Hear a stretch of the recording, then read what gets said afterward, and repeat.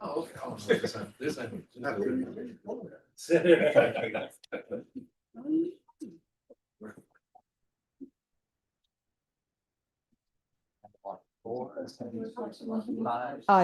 yet. Let me take up this one matter.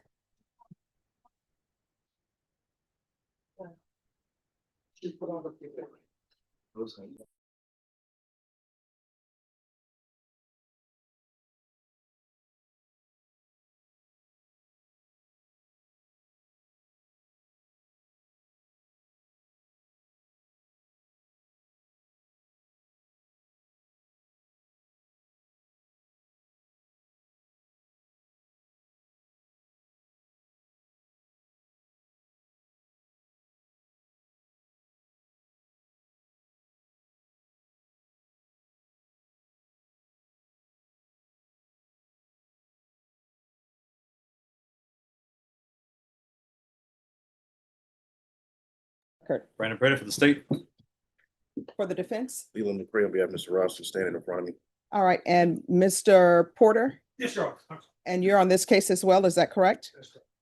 All right. and you're- Objection, Your Honor. Let me finish. Here's the thing. Let me finish. All right, and also, Mr. Porter, you're a second chair? Yes, sir. All right.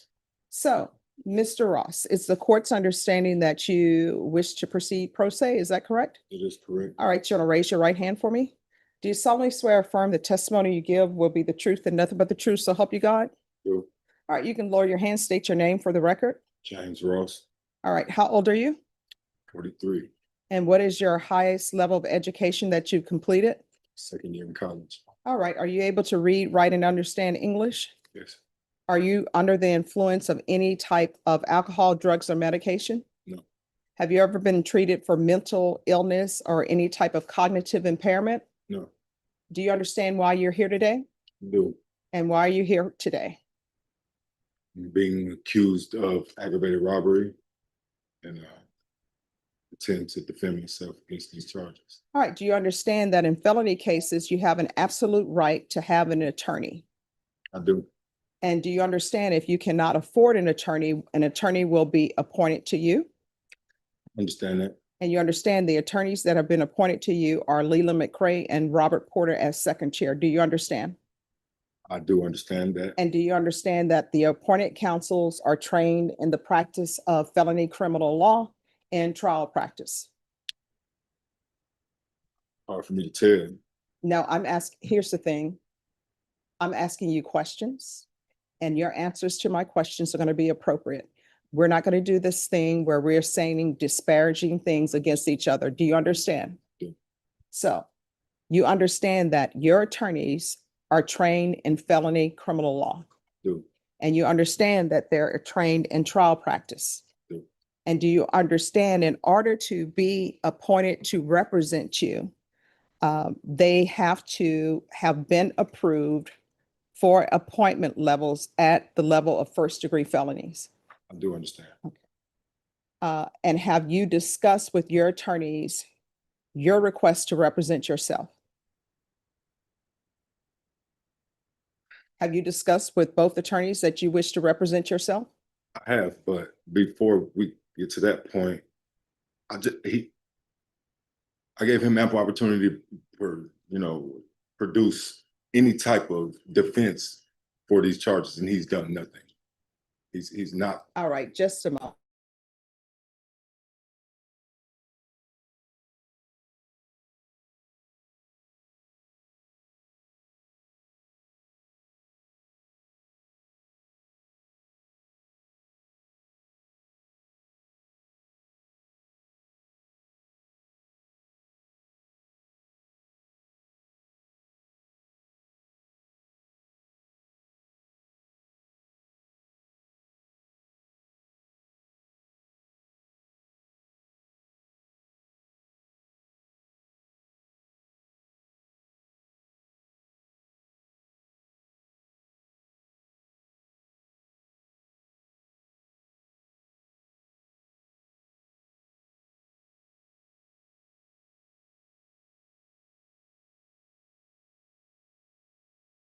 Okay, so I'm going to continue asking my questions and just, give me an answer. So It's my understanding, and we're back on the record, it's my understanding that you are asking to represent yourself. Is that correct? That's correct.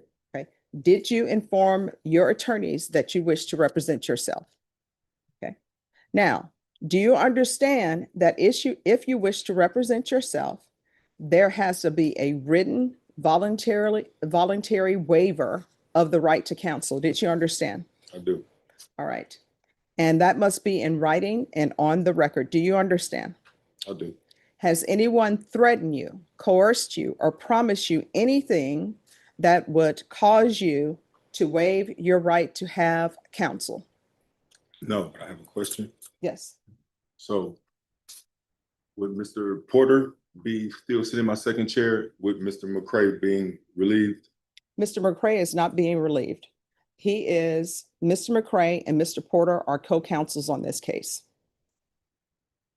I don't want him on my case, Your Honor. He's moved arbitrarily to my best interest. Mhm. He's not filed a single pretrial motion, Mhm. which relieves me of any type of pretrial maneuvering ability. Mhm. I can't get a fair trial with anything he's done. He's refused to show me my discovery. Mhm. He's secreting evidence from me. I don't even know the case, Mhm. the state's case in chief about any of it at all, and Mhm. it's been filed. And he's refusing to cooperate with me on these terms. Mhm. Continues to embellish these stories as if I'm being aggressive to him in some way, but not producing anything in lines of the things that I've asked for. So are you saying you haven't seen a police report? I have not. All right. I'm going to continue to go over this. And then if you're saying you haven't seen a police report, I'm sure they'll show you that police It's not report like right a now. Police report. No. it's- Here's what we're going to do. We're going to answer the questions that I'm asking of you. Do you understand? All right. So back to my question. You've informed the council that you wish to represent yourself. Is that correct? That's correct. Now, do you understand that per the indictment, these are, of course, felony charges? Do you understand? I do. Do you understand if the state is able to prove up their enhancements? Well, I'm sorry, let me rephrase. For each one of these cases that are in the indictment, the state has to prove each one of those counts beyond a reasonable doubt. Do you understand? I do. If the state is able to prove those counts beyond a reasonable doubt, and if they are able to approve the habitual offender enhancement paragraphs, your range of punishments for counts 1, counts 2, counts 3, counts 4 are 25 years to life in prison and up to a $10,000 fine. Do you understand? I understand. And do you understand that if they are able to prove the enhancements, there is no eligibility for probation from a jury? Do you understand? I do. Have you received and reviewed a copy of the indictment?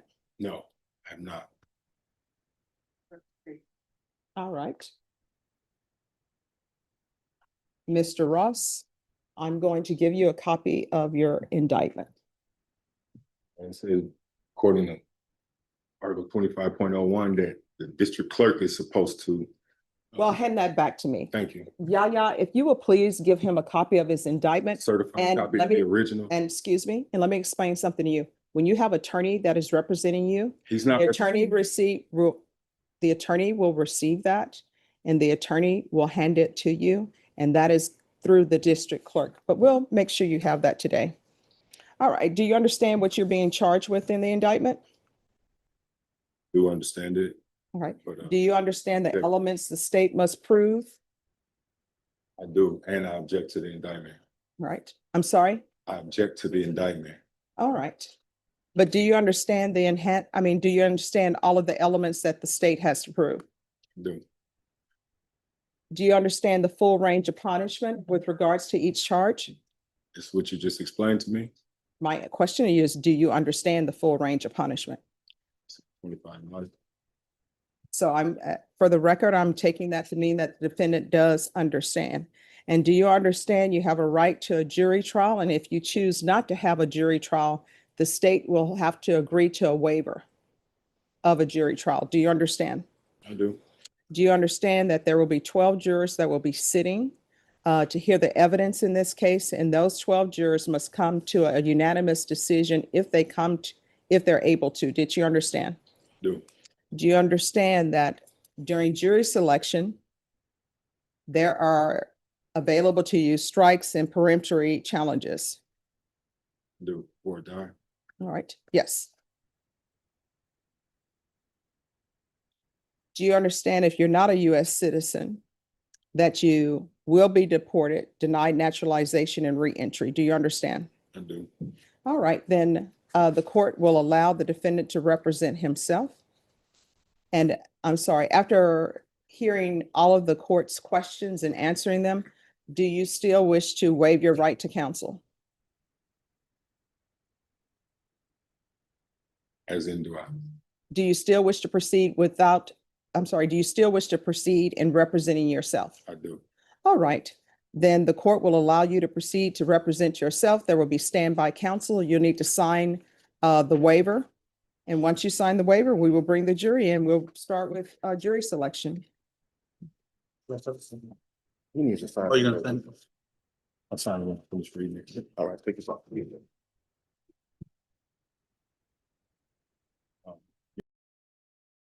Verbal motion.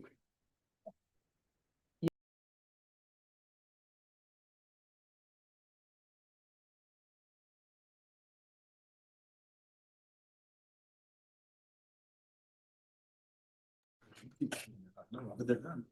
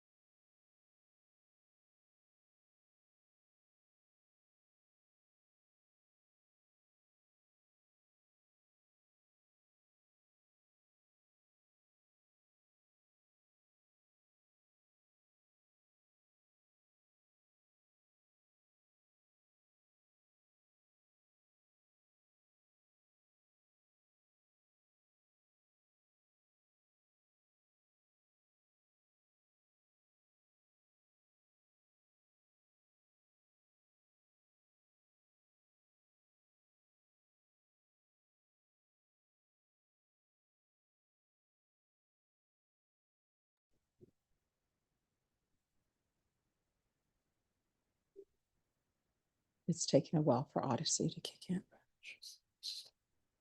Oh, it's like moving slow today for some reason.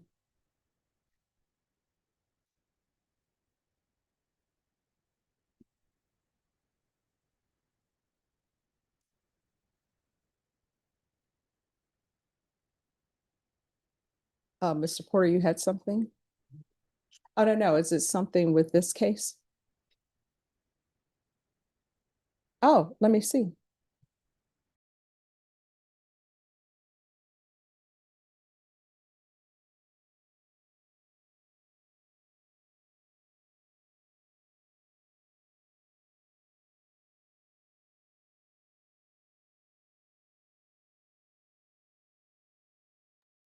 See, that'd be way before the time, that's what.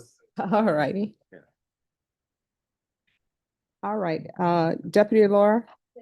Napoleon Vasquez, Norma, he's to be here tomorrow.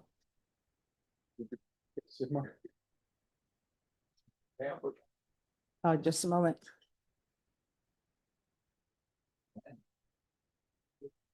Yeah. Yes. What pages? I'm sorry, what's his name? Could I see the paperwork on Findicio Gonzalez, please?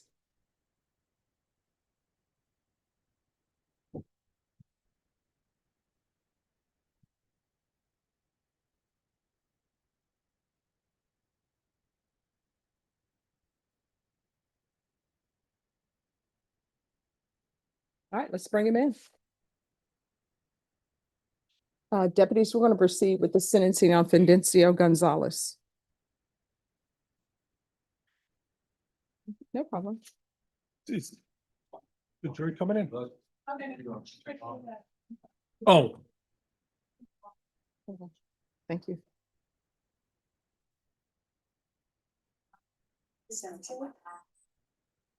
My name is Detective Brandon, and you're Alicia, what's your last name? Elisa Ramirez, And what's your date of birth, Mr. Ramirez? 10/20/1985. So, do you know this gentleman? I don't know him other than 4 days ago. Okay, how did you meet 4 days ago? I met him.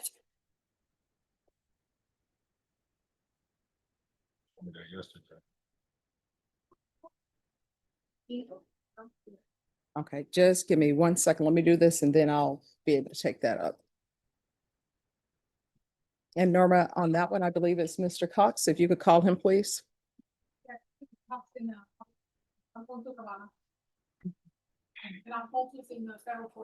All right, thank you.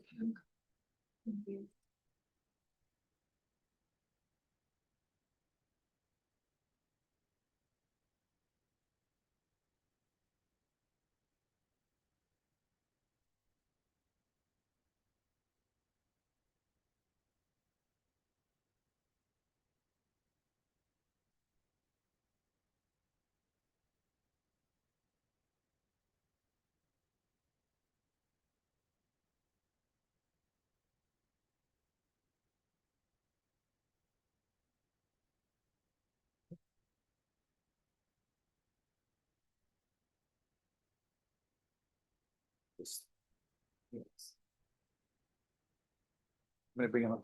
Yes. Court is calling 2025 CR 009869 State versus Fidencio Gonzalez. Can I have parties announced? See? Okay, it's not this one, have this one.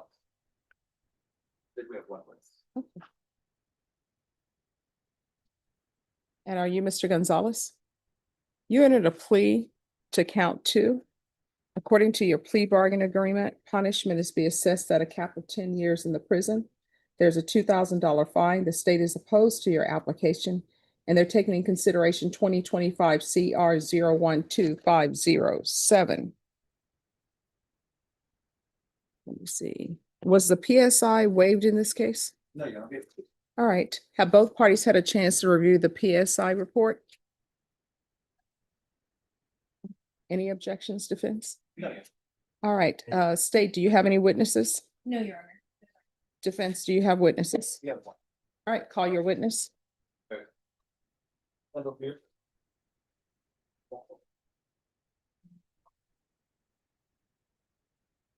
Can you raise your right hand, please? Do you solemnly swear or affirm the testimony you give will be the truth and nothing but the truth, so help you God? All right, you can lower your hand. Make sure you keep your voice up so everyone can hear your testimony. If you'll state your name for the record. All right, you may proceed. Ms. Gonzalez, you are married to Peninsula Development, is that correct? And you understand that today the judge is in decision on this application for probation, that's all. I understand that you want to address the court prior to her. Is that correct? But what is it that you want to do before?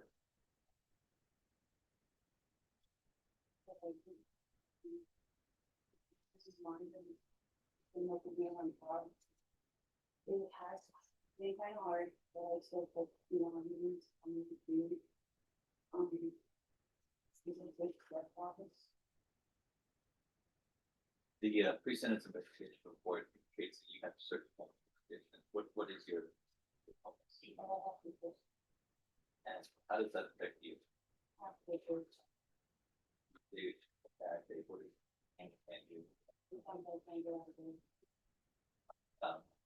how often do you have these stalls?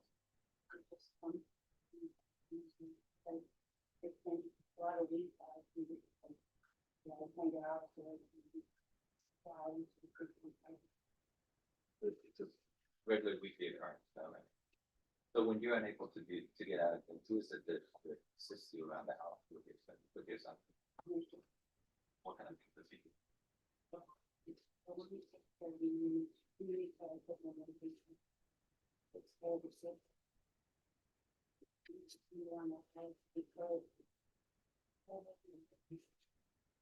Is that important to maintain the household? You have anybody else that step in and take that role?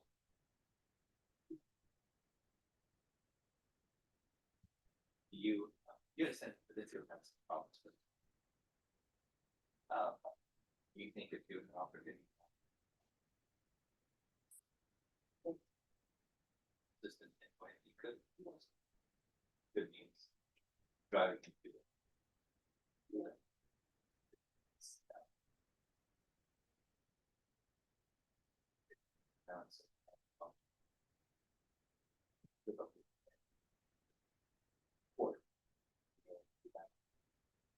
And you think that he's in a position to be successful? You and he have had opportunity to discuss this case over for last week. Has he indicated what's going about what happened?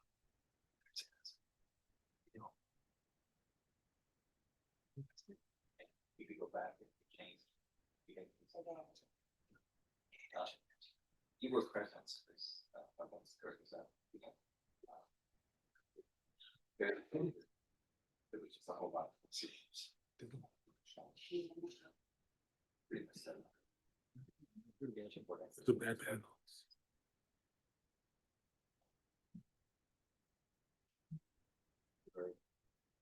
The week that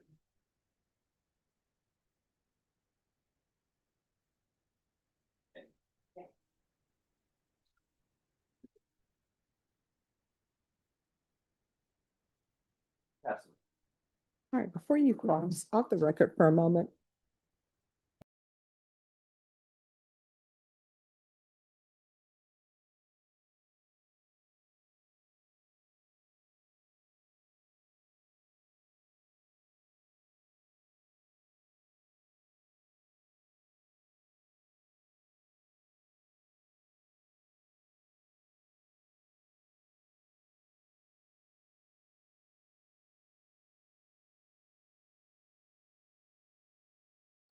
Okay.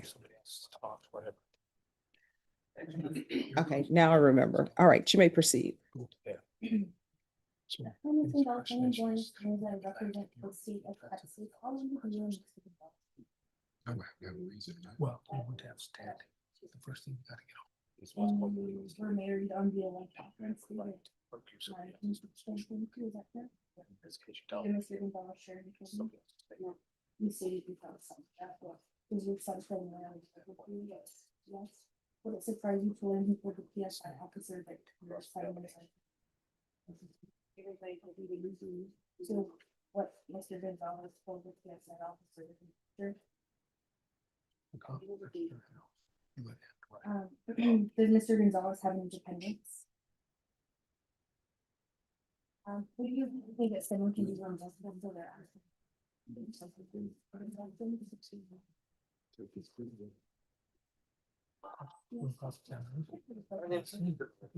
Your Alicia. All right, any other questions? All right, thank you for coming in. Any other witnesses?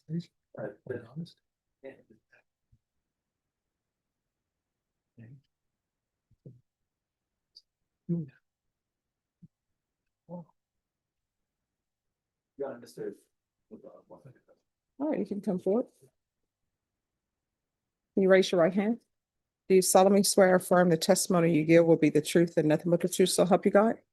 All right, you can lower your hand, state your name for the record. All right, you may proceed. And it's a unison.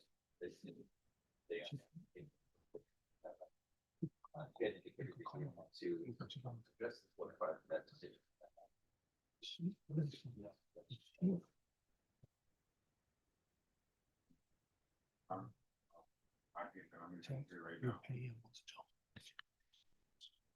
I don't think remorse is never. The right word is they go the way down last weeks. But I'm being understand what for. Because we said about the jump. Still be. I don't see. I don't know. You worry about for my Bible. You got the tape? Oh. She did. But I remember texting back and forth with her once in times because her phone was actually when I was they have text messages. All I do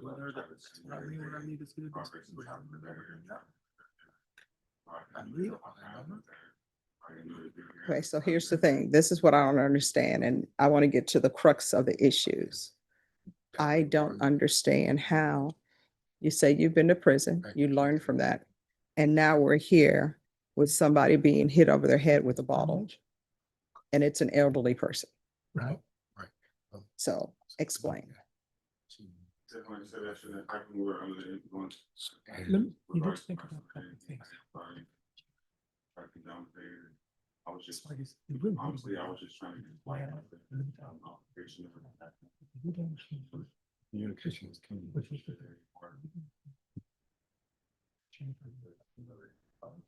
But you're not fighting. But it wasn't blind. But it was. It's the sanitary. I know it's. Been 10 years. Big people. I mean, I'm not trying to use it, but I haven't fired it. No, But it's- next time, so I know that. But I know that.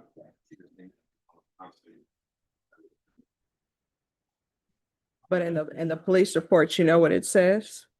In the police report, it says that this person So was trying to stop a fight and he ends up getting hit in the head with a glass bottle. So. No, I mean, I'm reading, this is what it says. Send it up. And I don't know if the court recalls or she's, did you view the video? Yes, I did.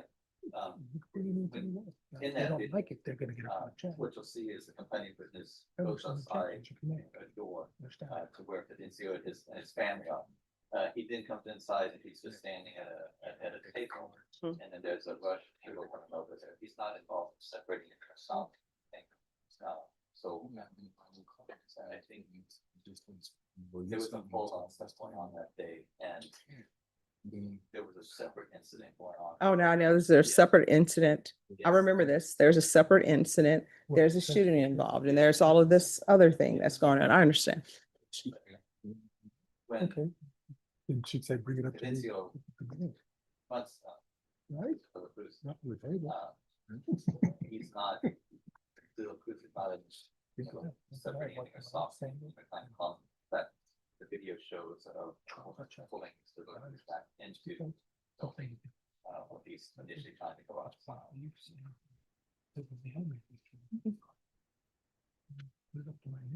Oh, I'm sorry, it's Della Certa. Yes. Okay. You may continue if you have something else you want me to know.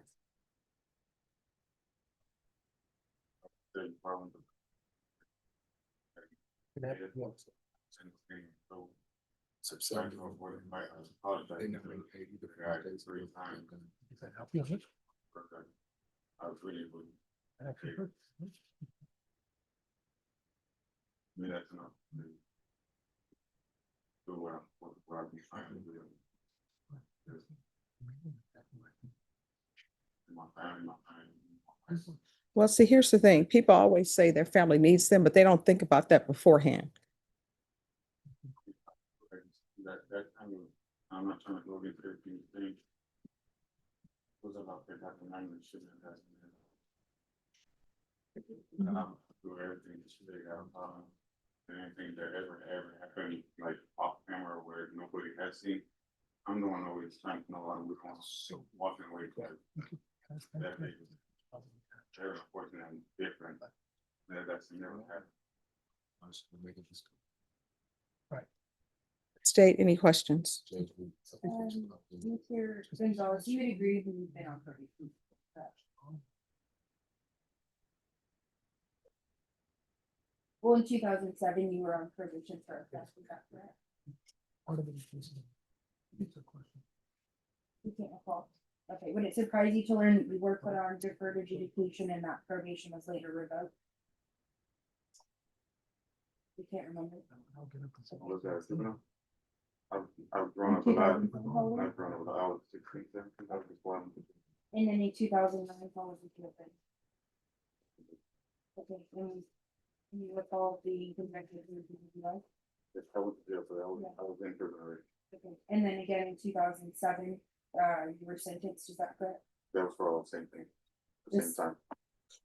Do you recall what offense it was though on 12/3/2007? The aggravated robbery, yes. And you were sentenced, correct? That's one. So how can you reconcile to this court that you were changed if it was only 4 years between that parole discharge and then your? Or discharge? Mhm. Well, from the moment that it happened, yeah. And I know that from the time that that discharged, there's some things. Whenever I went into prison, I was 19 and I was a kid still.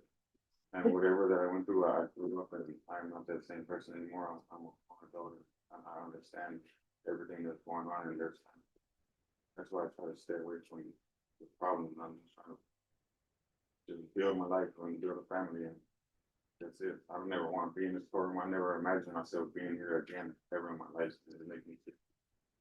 If you are here again, correct? Yes, ma'am. No further questions, right? All right, any other witnesses? All right, the court will hear argument. State. Your Honor, we'd be asking for you to sentence for 10 years, and deny the defendant's application. He's already taken a trip to TDC for a violent offense, was paroled 4 years prior to the same offense, so because of his history, and then he chose the underlying offense. Defense. Your Honor, the aggravated offense that he had occurred in 2007. He was 19 years old. He spent a large amount of time locked up and on parole. He's successfully charged with parole. He was revoked. So he did well on parole and did well for the 4 years in parole this case happened. As the court knows, there was a lot of things going on at that bar. It was tragic. It affected Mr. McDonald and his wife. Honestly, he's changed from the 19-year-old kid that he was in prison. That's inaccurate. It's true. This particular night though, things got out of control and all the way around and made a bad decision. I understand that the court's in a difficult position and making good decisions if they feel comfortable that letting the court know that he's been reliable, he's been trustworthy, he's done what he said he's supposed to do while he's been on this monitor lately. We would ask the court to take a chance on him and give him an opportunity to show the court that he can in fact succeed. If he screws up and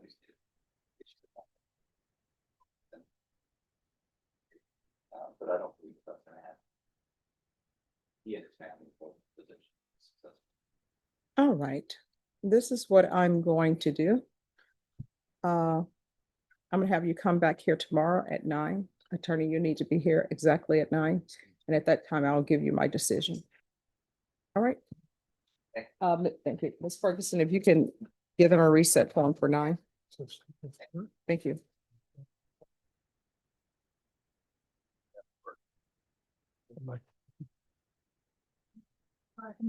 Okay. And see maybe. See what cities up with what of them. And Deputy Laura, the other people will need to be back here tomorrow at 9. No, no, because they have the burden. So whoever has a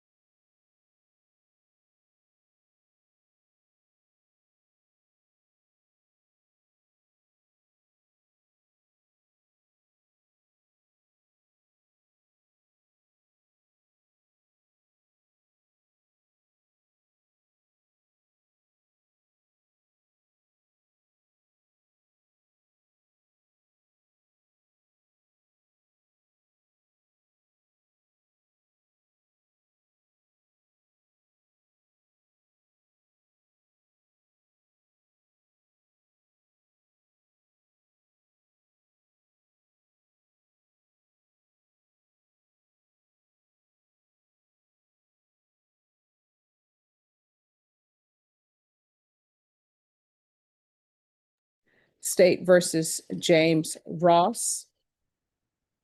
Do I have parties re-announce? Brandon Brady from the state. James Ross. For the defense. Ron, we've had conversations with Mr. Ross. But I know I need the people to announce. So you're standby counsel and you're. if Paul you Reporter, announce, standby counsel. Feeling the crazy. standby. Standby, I'm sorry. Standby be counsel, to be counsel. Standby. Standby. With that being said, Ron, we had conversation with Mr. Ross. Myself and co-counsel are very familiar with picking the jury. We understand how to pick the jury package, the questions to ask. Mr. Ross, if I'm not mistaken, just gonna let us do the jury pick for him. He's gonna take over the case in chief, defend himself, ask the questions, present whatever evidence he wants to present. Is that a fair representation, Mr. Ross? That is minus one important key part. I have not had a compulsory process where I can add evidence in that I wanted to put. My question for you is, do you want these attorneys to complete the jury selection? Or are you completing jury selection? That's my only question right now. They are with my input. So are you asking that for this portion of the trial, that you proceed with the two standby counsel in completing voir dire? Is that what you're saying? It is with my participation, Your Honor. Defendants always participate. So, but my question is, are you asking that the two pro se counsel complete jury selection? That's either a yes or a no. It's a yes. All right, thank you. You may be seated. All right, let's bring the jurors in.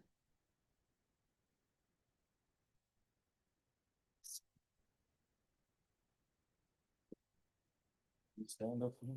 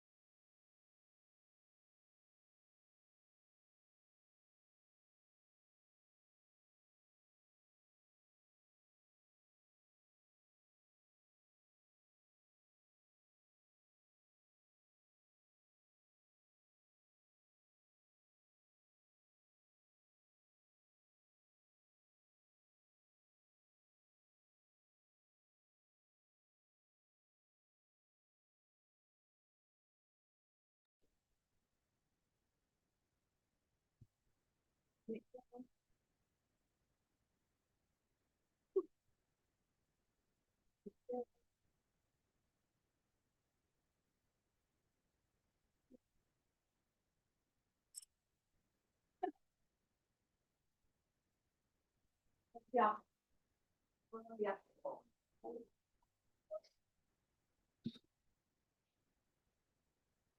All right, everyone, please be seated. All right, everyone, good afternoon. Oh, that is so slow. I didn't even hear half of you all. Good afternoon, everyone. Awesome. So you are here for jury selection. And I appreciate y'all waiting in the hallway. I want you to know that your wait in the hallway was not in any way related to this case. It's just that sometimes we have other cases that are on the docket and we need to take care of them before we move towards this. So you are in the 187th District Court. You're on the 4th floor and I'm Judge Boyd. What floor are we on? What's the court number? Who's the judge? All right, and you all are asking, why is she asking us this? We've been standing in the hallway. We know where we're supposed to be. The reason why I ask that of jurors is based upon my experience, because whenever we take a break and whenever anyone requests a break, everyone has to leave the courtroom. You can't say, well, I'll just wait here because I don't need a break. Everyone leaves. And it never fails that when people leave, people get lost. And we had somebody trying to get selected on another jury and they say, I looked up and everybody was gone. So if we ever take a break and you're lost, if you remember the 187th or if you remember Boyd, people will be able to direct you because this is the only 187 district court in all of Texas. And I'm the only Boyd at the courthouse. So now that I've introduced myself, to my left is the court reporter. The court reporter takes down everything that everyone is saying. Please speak at the tone that I'm speaking at so that she can hear. Now, this is what I want everyone to do. You have cards. You may be sitting on them. Please raise those cards. And do not lower those cards until I tell you to lower the cards.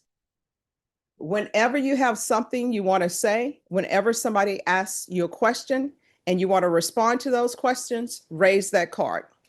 Now, I'm going to ask you to do something for me now. Jurors 1 through 21, lower your cards. See, 75 was lowering. Only 1 through 21. If your hand is still raised, what that means is whenever you answer a question, I'm going to need you to stand to answer it so that the court reporter can hear. Is everybody able to do that? All right, I'm going to tell you right now, every jury that we've had, and we're usually in jury trial every week, every last one of those jurors has said, yes, we can do that. And every last jury has failed to do that. But I'm going to tell you what I told the last jury. I have faith that you will do that. If you see someone not doing it, just tap them on the shoulder, all right? You can lower your cards. To my left, these are interns, they're students. So they are here to observe and to learn. You will see people coming through this door. They're coming through that door for documents for me to sign. It has absolutely nothing to do with this case. When you see people coming through that door, they're coming through that door because they didn't read the sign that says, please do not come through this door. We're in the middle of jury selection. So with that being said, I'm going to have the parties introduce themselves for the state. Good afternoon, everybody. I'm Brandon Fraser, state of Texas. My name's Lauren Espinoza and I also represent the state of Texas. Defense. I'm Leland McCray on behalf of Mr. James Ross. Robert Porter. Good afternoon, ladies and gentlemen. I'm James Ross, the defendant. Right, everyone, please be seated. Now, what I'm going to tell you all is that everyone who is charged with a criminal case is entitled to be represented by defense attorneys.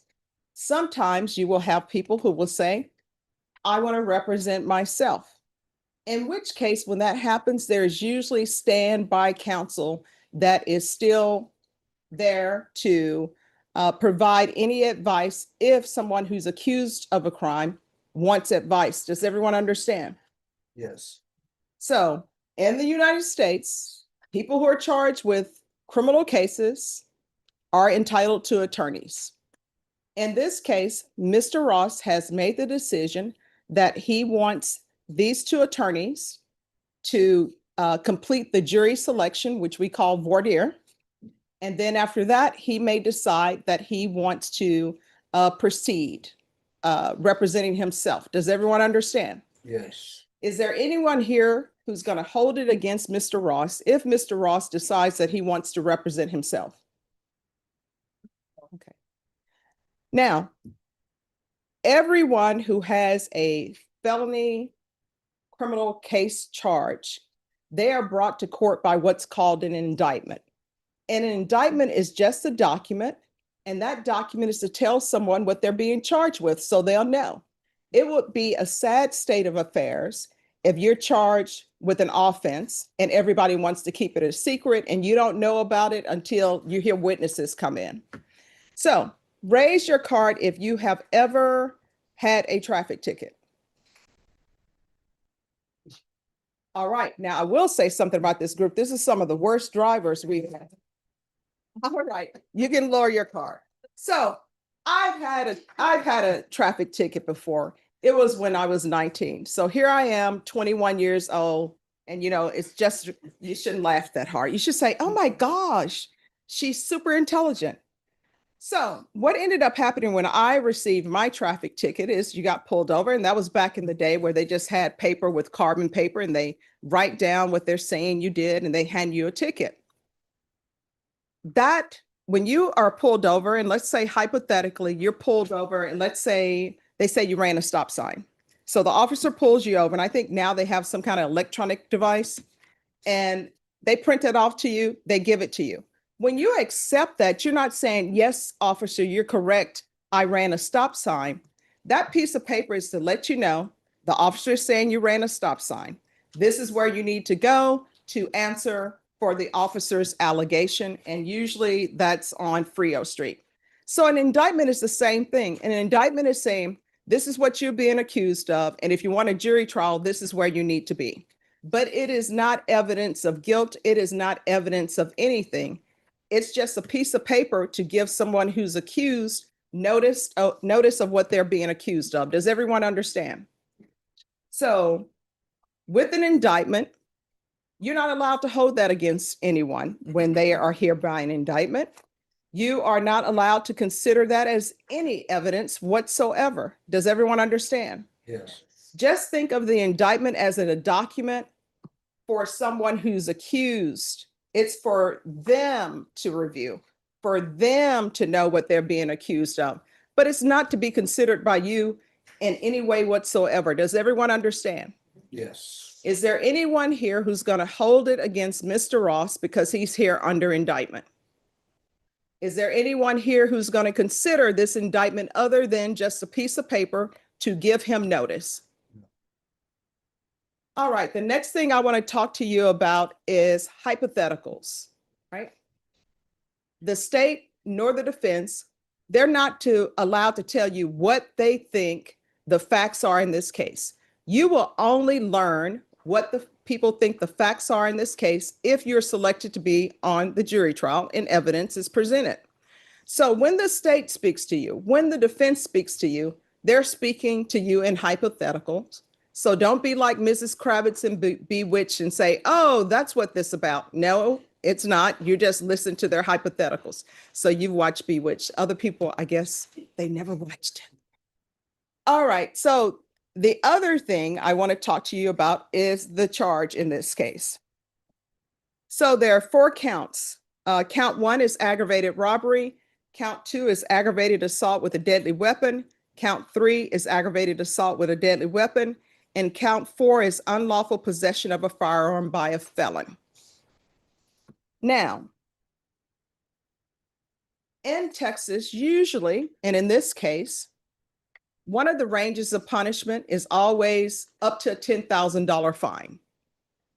That $10,000 fine, nobody knows where it goes really, but that's a range to consider, $10,000 fine. And then you have ranges of punishment. Sometimes your ranges of punishment in some cases may be 5 to 99 years or life in prison. maybe 2 to 20 years or life I'm sorry, 2 to 20 years and up to a $10,000 fine, or 2 to 10 years and up to a $10,000 fine. As you can see, those are wide ranges of punishment. So for any first degree felonies, the range of punishment can be anywhere from 5 to 99 years or life. What does that really mean? That means that a person could be sentenced, if found guilty, 5, 6, 7, 8, 9, 10, 20, 30, 40, all the way up to life. Second degree felonies, the range of punishment is anywhere from 2 to 20 years in prison and up to a $10,000 fine. What does that mean? Somebody could be sentenced to 2, 3, 4, 5, 6, all the way up to 20. Third degree felonies, 2 to 10 years. What does that mean? Somebody could be sentenced from 2, 3, 4, 5, 6, all the way up to 10, and all of it up to a $10,000 fine. Does everyone understand? Yes. Now, in some cases, depending on if someone is found guilty and what is or is not proven, a person could be eligible for probation. It just really depends. Does everyone understand? Yes. And in some cases, the ranges of punishment may end up being at a minimum of 25 years in prison, all the way up to life. So that's 25, 26, all the way up to life. Does everyone understand? Yes. Now, when we talk about ranges of punishment, people will say, well, I can't give this or I can't give this in a specific case. But it's not whether or not you can give a specific number if you were to find somebody guilty. The question is, can you internalize that that's the law? Is there anyone who will not be able to follow the law, that those are the ranges, potential ranges of punishment? Then the question becomes, if you were to find somebody guilty, would you be able to take your knowledge of the range of punishment and any evidence that's presented to you and come to a decision on punishment? Does everyone understand? Yes. Is there anyone here who would not be able to do that? Now, the next thing I want to talk to you about is certain rights that people who are accused have. One is the right to remain silent. What does that really mean? That means that you don't have to testify if you don't want to testify. I've been a defense attorney, I've been a prosecutor. And let me just tell you, as a defense attorney, sometimes I would have clients and I would tell my client, you're nervous with me and I'm on your side. It's not a good thing that you can testify, right? Because sometimes people will say, oh, I know that person's not telling the truth because they can't look me in the eye or because they're sweating, these type of things. And then sometimes I would have clients, I would say the state hasn't proven their case. There's no reason for you to testify. And then sometimes I would have clients, they would have a speech impediment and they just were like, I really can't do it. So there are a host of reasons why people would exercise their right not to testify. Now, what I've discovered when I talk to the public, they will always say, well, if that was me, I want to tell my story. I hear that a lot. And I always chuckle inside because I'm like, that's not you. And that's not you with maybe an attorney who's advising you. Sometimes people don't consider attorneys in the same realm as doctors. But when you think of medical doctors give you advice, and usually you follow the medical doctor's advice. Well, it's the same thing with attorneys. They will give their clients advice, and sometimes they will follow the advice, sometimes they will not. But the key to the right to remain silent is, if Mr. Ross decides not to testify, is there anyone here who's going to hold that against him? No. Okay. Now, the next thing I want to talk to you is everyone who's charged with an offense is presumed to be innocent. What does that mean? If you're accused of a crime, you're presumed to be innocent. And guess what? The state has to prove your guilt beyond a reasonable doubt. They have to prove each and every element beyond a reasonable doubt. So in all cases in Bexar County, if you're charged with a case and you're being tried in Bexar County, guess what? The state has to prove that whatever they're saying happened in Bexar County. They have to prove an on or about date. So they have to prove every single element beyond a reasonable doubt. And if they fail to prove their case beyond a reasonable doubt, it doesn't matter if they fail to prove that it happened in Bexar County. If they fail to prove the on or about date, what should your verdict be? All right, so what should your verdict be? All right, so with the presumption of innocence, that basically cloaks the defendant, right? If the state is not able to prove their case beyond a reasonable doubt, then your answer should be not guilty. So right now, how much evidence have you heard about this case? So if you were asked to give your verdict at this point in time, what should it be? Now, I want to talk to you about fairness. What does fairness mean? Because people will say, are you biased? Can you be fair? This is what that means. Let's say you're coming down for jury duty and your plans are, you know what, I'm going to map it out because I know there's construction. I'm going to drive the night before. So you drive the night before so you can put in your plans. You get up super early the next morning and you come downstairs and your car is on cinder blocks. Somebody's taken your tires, they've broken into your vehicle, but you want to do your civic duty. So you say, you know what, I am still coming down to do my duty. And when you come down, you come either on Via or by Lyft, or your next door neighbor brings you, and you're standing in line outside waiting to see what case you're going to get. And it's a criminal case. And when you come in, you're sitting down and a judge tells you, all right, we're here on a burglary of a vehicle. Attorneys will usually ask you at that point, you can't really be fair because your vehicle was just burglarized. That is really not the appropriate question. This is the appropriate question. Your vehicle was burglarized. You have been selected to be on a jury where somebody is accused of burglary of a vehicle. Are you going to say, you know what, my vehicle was burglarized. This person is accused of burglary of a vehicle. I really don't care. This person needs to be found guilty. I don't care what's presented. That's what it means by fairness, because all of us come with backgrounds. All of us come with maybe something that happened bad in our life. As I tell everybody, how many people, raise your card if you were born yesterday and you slept all last night. If you don't fit that category, that means that you have maybe have had some good things happen to you and some bad things happen to you. So in this case, the question is, will you, if you're selected to be on this jury, will you be able to listen to whatever evidence is presented to you and make a decision based upon the evidence that you're here, if you can come to a decision? Does everyone understand my question? Yes. Is there anyone who would be unable to do that? Okay. Now, the next thing I want to talk to you about, and I've already talked to you about ranges of punishment, but in Texas, there are two phases to a jury trial. People like to call it the innocence phase as phase one, but it's really not. The first phase of a jury trial is, did the state prove their case or not? If the state didn't prove their case, then somebody's not guilty and you don't have a phase two. If the state did prove their case, then the next phase is what's called the punishment phase. And briefly, could I have attorney's approach?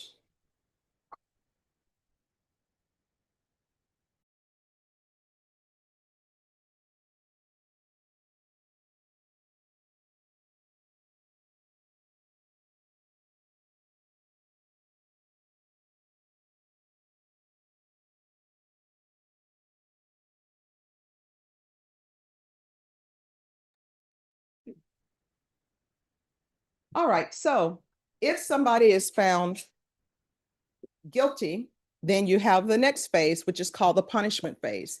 In Texas, before a jury is selected, before we do this voir dire, anyone who's accused of a criminal offense must make a decision on if they were found guilty, would they go to the jury for punishment or to the court for punishment?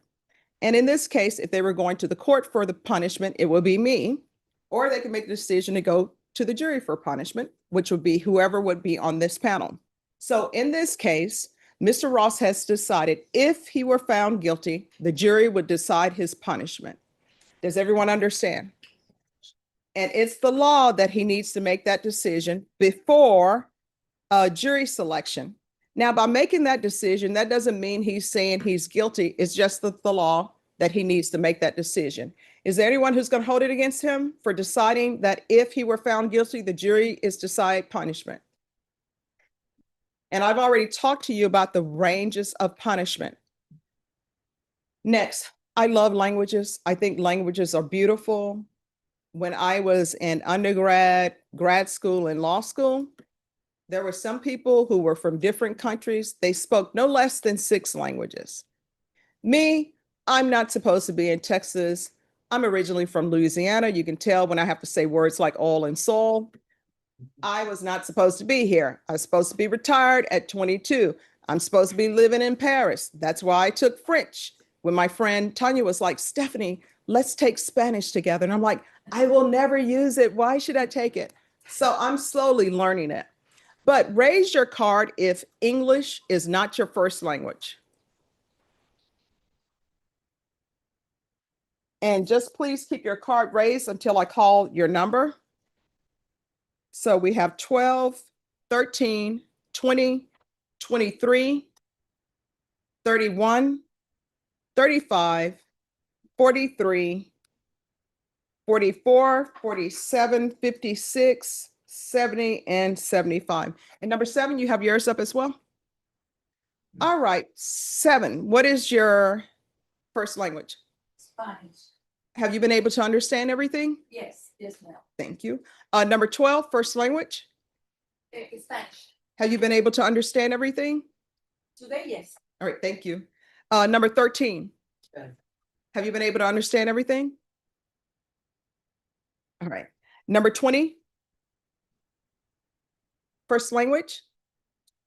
Have you been able to understand everything? All right, so everyone, I'm gonna need you to keep your voice up. Remember, Cindy has to take everything down. So you say yes?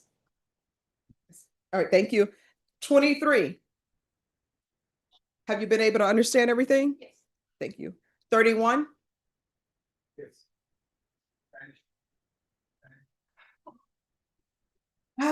Okay, I still have faith in you guys. You can save us. All right, 31 in Spanish. Have you been able to understand everything? All right, 35. Spanish. Able to understand everything? Yeah. 43. Spanish. And you've been able to understand everything? Thank you. 44. And have you been able to understand everything? All right, when you say not really, what do you mean? All right, so did you go to school here? All right, so how long have you been here? All right, thank you. 47. Have you been able to understand everything? Thank you. 56. Have you been able to understand everything? All right, I can pretty much say hurry up in every language, but I haven't learned it in Japanese. How do you say hurry up? It's soye. All right, thank you. I'm going to add that to my repertoire. Number 70. Yes. Spanish, Have you been able to understand everything? it's mostly hearing. Hearing. Yeah. All right. If there's anytime someone can't hear, if you'll just point to your ear, we'll know that that's a sign that you can't hear and we'll have everyone speak up. Thank you. 75. Portuguese. Have you been able to understand everything? Yes, ma'am. And how do you say hurry up in Portuguese? Thank you. All right, the next thing I'm going to talk to you is about travel arrangements and time constraints. It's expected that this trial will be concluded before Friday or at the latest by Friday. And that's Friday this week. And when we will start with testimony, that will be tomorrow at 1 p.m. So is there anyone who has any type of time constraints, travel arrangements, you have a ticket, it's non-refundable or anything of that nature? Anything involving time constraints, anyone, speak now or forever hold your peace. All right. When I call your number, lower your card. 1, 2, 6, 10, 11, 14. Excuse me, it's 9. Oh, 9. Not 6, but number 9. Oh, thank you. You turn it upside down. Don't do that on doors. That's how bills get delivered to the wrong place. So 1, 2, 9, 10, 11, 14, 15, 21, 37, 41, 42, 45, 48, 50, 52, 55, and 57. Juror number one, what's your time constraint? I have a medical practice. I have patients scheduled the rest of the week. All right, thank you. Number two, Yes, ma'am. My wife works shift work at the hospital and I have young kids, and what are their ages? 12 and 7. And are they in school? They are. And what's drop off and pickup? Drop off is at 7:30, 7:10 and 7:50. My wife has to be at the hospital at 5 in the morning. We don't have buses. And pickup? Pickup is at 3 and 3:55. All right, thank you. Number nine, One of the grandparents in my family is in the ICU and is very near death. I actually drove here from Killeen last night to be here this morning. all right, do you, okay, all right, thank you. Number 10, I have numerous cases the rest of the week. thank you. I say that so everyone will know, I do know that specific juror. He's an attorney. All attorneys usually know each other. And are those CPS cases? Yes, Any CPS cases that are scheduled for trial?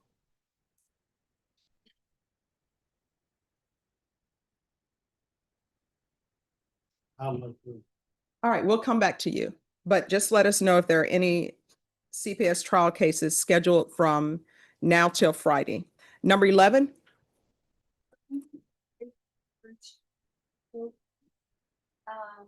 My son and my daughter-in-law are both physicians, so they work like very long hours. and what are the grandchildren's ages? 8 years. And who's with them now? Well, I had to postpone this a few months ago, so she could ask for a day off today. All right, thank you. Number 14, Yes, my wife is going on a work trip tomorrow. She's up for the rest of the week, so I need to drop off and pick up. It's what is drop off and pickup time? 7:30. That is 30. All right, you want to ask number one? Number one knows drop off and pickup time. I'm sorry, number two. Number two knows drop off and pickup time. When's your pickup time? Oh, sorry, yeah, 7:30 is the drop off and 2:30 is. All right, thank you. Number 15, Then Friday, I took my son 7:30 and 3. 1:30. And what time is the medical appointment? 21. I have 6 dogs at home that are unsupervised right now. Good luck with that. Yeah. Number 37. I need you to stand, please. I have all day training that's scheduled on the 5th. And what does the training entail? It is a sales and service intensive training class. Okay. All right, thank you. Number 41. It's actually a day, Wednesday, I have a funeral and a committal at Fort Sam. All right, thank you. Number 42. This counts as my birthday tomorrow. Happy birthday month. Thank you. Are there any plans for tomorrow? What time? Starting with breakfast and. Okay. We'll try to make sure we have some breakfast here for you. If you're here, we shall see. Number 45. I'm the only one that comes. All right, and who's taking care of that now? Okay, all right, thank you. 48. I have to help train new employees first, or I'm like to open up the rest of the. All right, thank you. Number 50. I'm currently scheduled to fly to Colorado Springs on work travel this week. When are you scheduled to fly there? The Wednesday, I think our flight's like around 5 p.m. or so. It's late after. All right. Number 52. a medical appointment on Thursday, What time? 3 o'clock. Thank you. Number 55? Yes, I started a position, Corpus, got promoted. I was supposed to be doing today. So do you live in Corpus? No, I'm transferring over. Okay. I have an apartment. I'm sorry, what? I have an apartment that I'm renting over there currently. All right, thank you. Number 57? I have a medical appointment Wednesday at 8:30.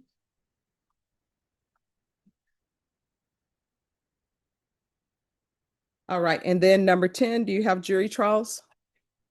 No, Your Honor. No jury trials, just regular hearings.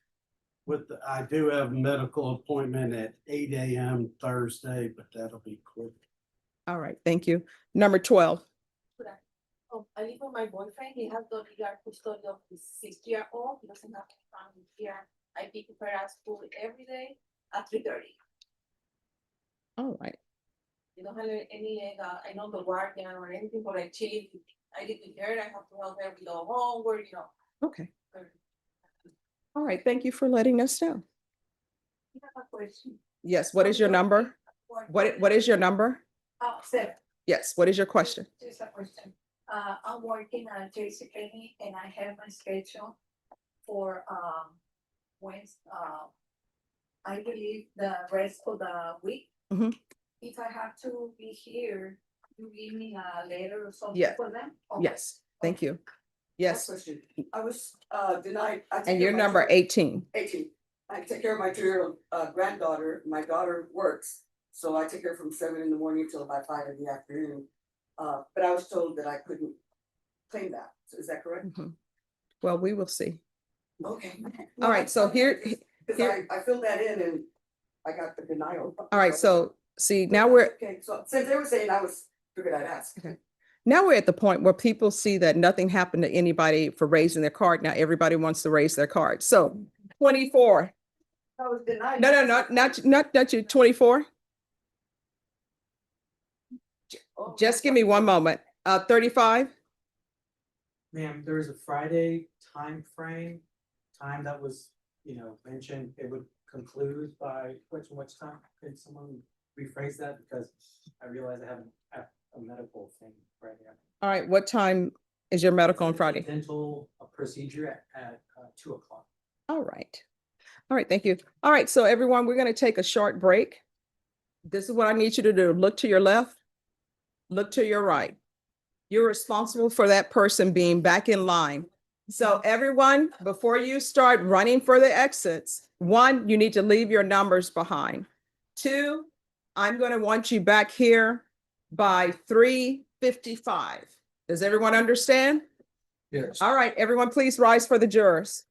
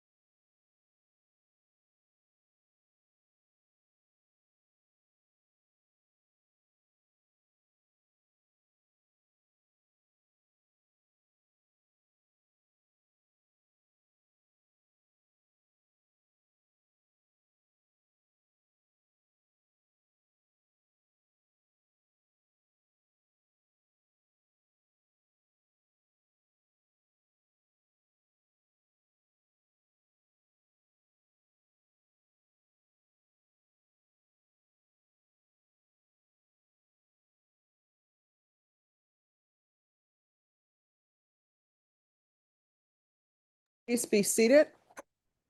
So, ladies and gentlemen, before I turn it over to the state and the defense to ask you questions, I'm going to tell you two stories, and both of them are true.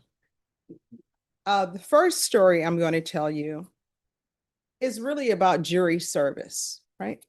I know that jury service is an inconvenience, and I say it's an inconvenience because there's a lot of hurry up and wait. I see people who are running to get here at 8 a.m. and I tell them to slow down, but they want to be on time. I'm like, just slow down. And then when you're coming downtown, if you're not here on a regular basis, there are so many construction sites, so many one ways. And then when you finally see the building where you can park, you realize that it's a one way and you can't turn that way. And then you start thinking, there are no cars coming. I could really just turn there. But then you realize, hey, I'm downtown and I'm here for jury duty, so I'm not going to do that. Now, here's the reason why I say that it's an inconvenience and not a sacrifice. My family grew up in a small town called Grand Cane, Louisiana. As my brothers always said, it was a town that was this big with this many people in it, so everybody knew everybody. Well, when my uncle started school, he was super intelligent. And that was back in the day where all the teachers not only knew every student in their class, they knew every student at the school. So the teachers would tell my grandmother, they would say, Miss Lane, we have taught him all we can teach him, and they would pass them to the next grade. Great for him, but when his sisters and his brother came after him, the teachers would tell them, we're expecting a lot out of you because this is the gold standard. So fast forward, my uncle graduates, and when he graduates, there's a conflict that breaks out called the Vietnam War. And he goes to my grandmother and he tells my grandmother, with civil rights and everything that was going on, there's no way I can improve my lot in life here. So my grandmother has to sign for him to go off to Vietnam. And the things that young people have now, which I don't even think they realize how much information they have at their fingertips that we didn't have. My grandmother, she did have a phone, but the phone, it wasn't a touch tone, it wasn't a rotary. You can tell people who had rotary phones because their index finger is a little bit off when you're trying to win the radio contest. That was me, where you just turning it as quickly as you can. And when you got the touch tone, you thought you were super wealthy. So my grandmother's phone didn't have any numbers on it. So how did you call out? You just pick it up and the operator will answer and you'll tell them who you want it. That's why you would have songs like Beechwood 45789, because that's the number you want. Operator, I would like Beechwood 45789. My grandmother, they did finally get a television set and it had 3 stations, ABC, CBS, and NBC. NBC, you really couldn't count on it because the weather had to be perfect. If the sun was out and it was windy, you probably going to get some static, the little rabbit ears, putting the tin foil on the top. No. And the way you have TV that's 24/7 and news 24/7, they didn't have that. At some point, programming would end and you would know that it would end because either you would just get the white static on the TV, or either they would play the national anthem and the flag would just be blowing in the wind and you just wait till the next day to get your report. This whole thing with computers, you couldn't send an email to anybody. And I'm sure with my uncle, it's the same way it's been with the other men in my family, because a majority of the men in my family are military. And the person in charge of you, your sergeant, time when boots hits the ground, they say, you need to write your parent or your loved one and let them know you've arrived safely. Now, if you can imagine, that's a letter that's coming from way over there, way to my grandmother. And so with my grandmother, she just had to wait for mail to come. This whole thing, if she were alive, she would be so shocked that you can take a photo or a video and somebody can watch it at the same time. So she didn't have that, and she would just have to wait. My grandmother had a 6th grade education, but she was super intelligent. Taught me how to read and write while my mom was at work. So she would just wait and see what would happen with her son. And if you can imagine, that was her firstborn. And I know parents say, I love all my children the same, but it's something about, she's like, yeah, no, they don't. It's something about the firstborn, because that's the child that you practice it on, you know? And so I would always end that story at that point, and then the deputy would say, Judge, what happened to your uncle? Did he make it back? She's like, I think the jurors would want to know. And so then I started telling people what ended up happening. My uncle ended up getting shot in Vietnam. He did make it back. He's since passed. And I just remember my uncle always, when he would come home, always have gifts for me. And he'd always smell like Old Spice because that's what the guys would wear. So whenever I smell Old Spice, it just takes me back to being a little girl and he's coming from overseas, wherever he's been.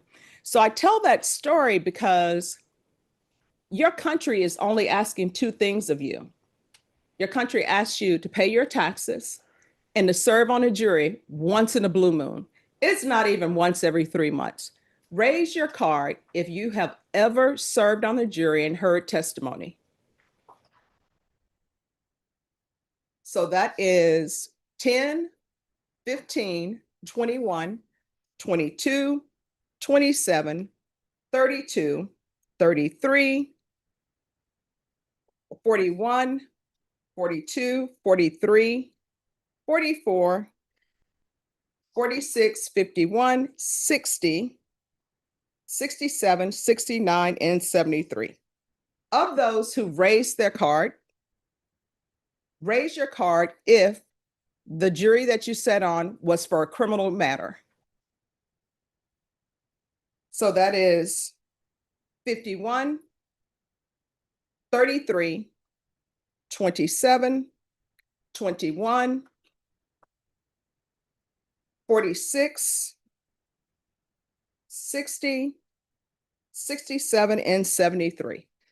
Now, of those of you who raised your card that it was a criminal case, raise your card if a verdict was reached in the case that you sat on. So 21, 33, 27, 46, 51, 60, 67, and 73. Of those people who reached a verdict, raise your card if you or the court decided punishment. Number 60, 46, 33, and 73. And is there any objection to me asking, can I have parties approach just briefly?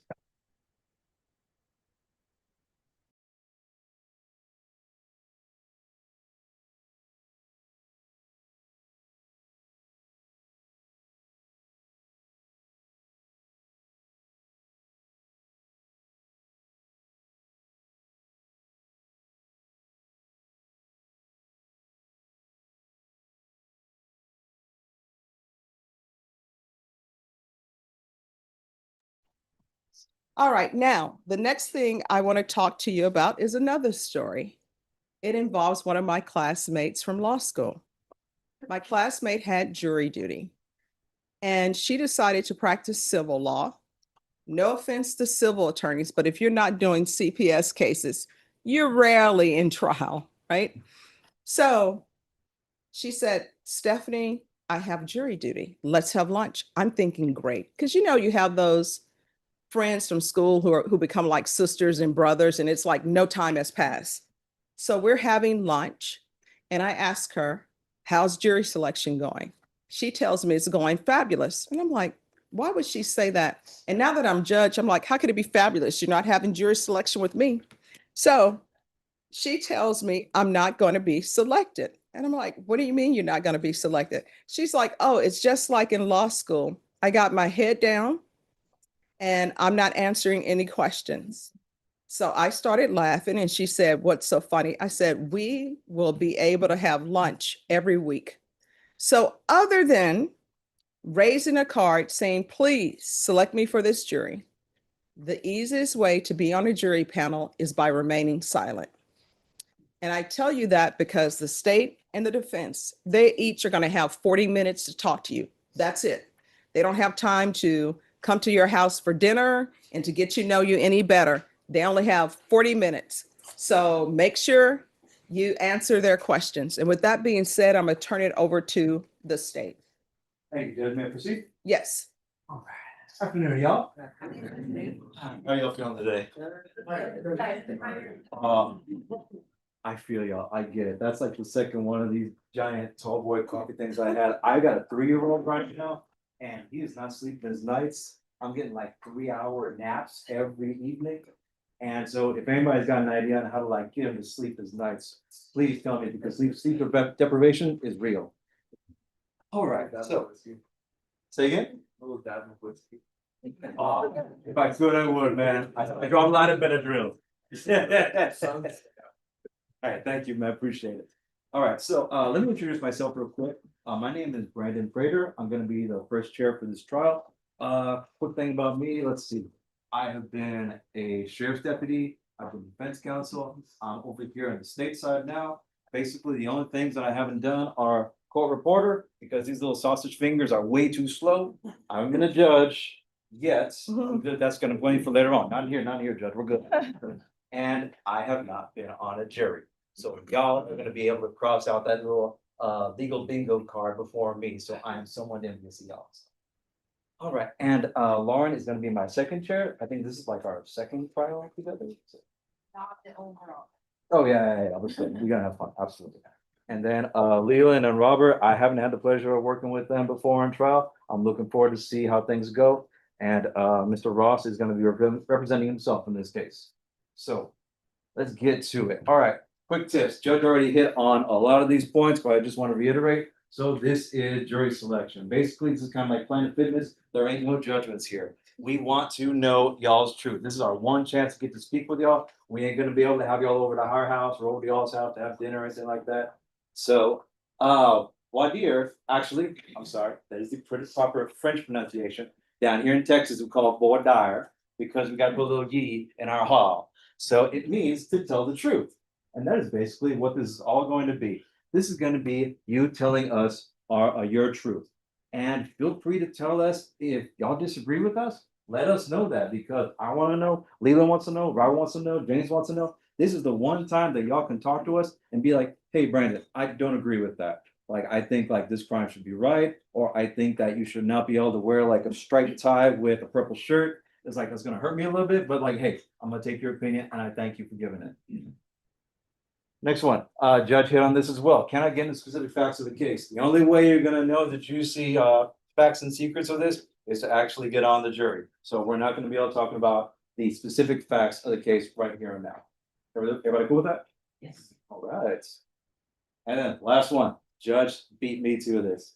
If you want to get out of this, I'm not telling you the way, but if the persons who speak up are way more likely to not be selected than the persons who are quiet.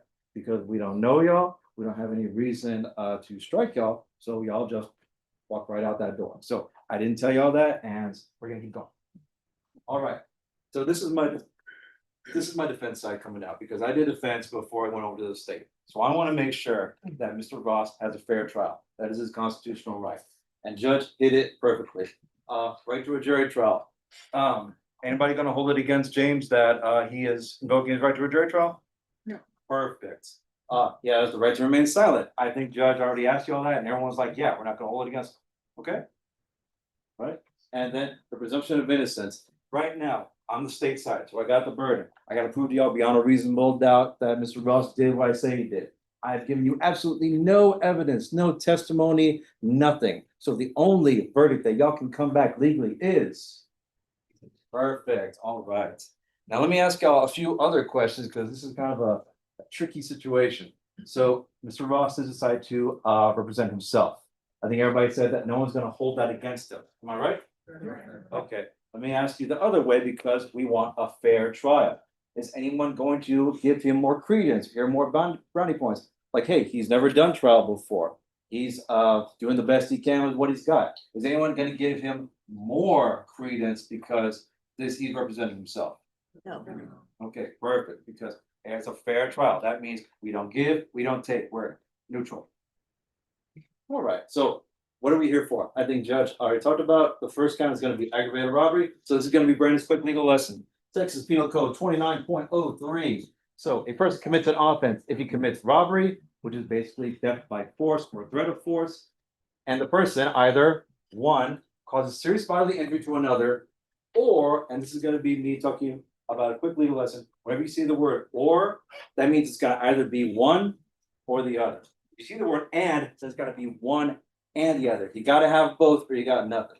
If it's or, it's either gonna be the first part or the second part. Either way is the proper outcome. Y'all tracking? Alright. So serious bodily injury or uses or exhibits a deadly weapon.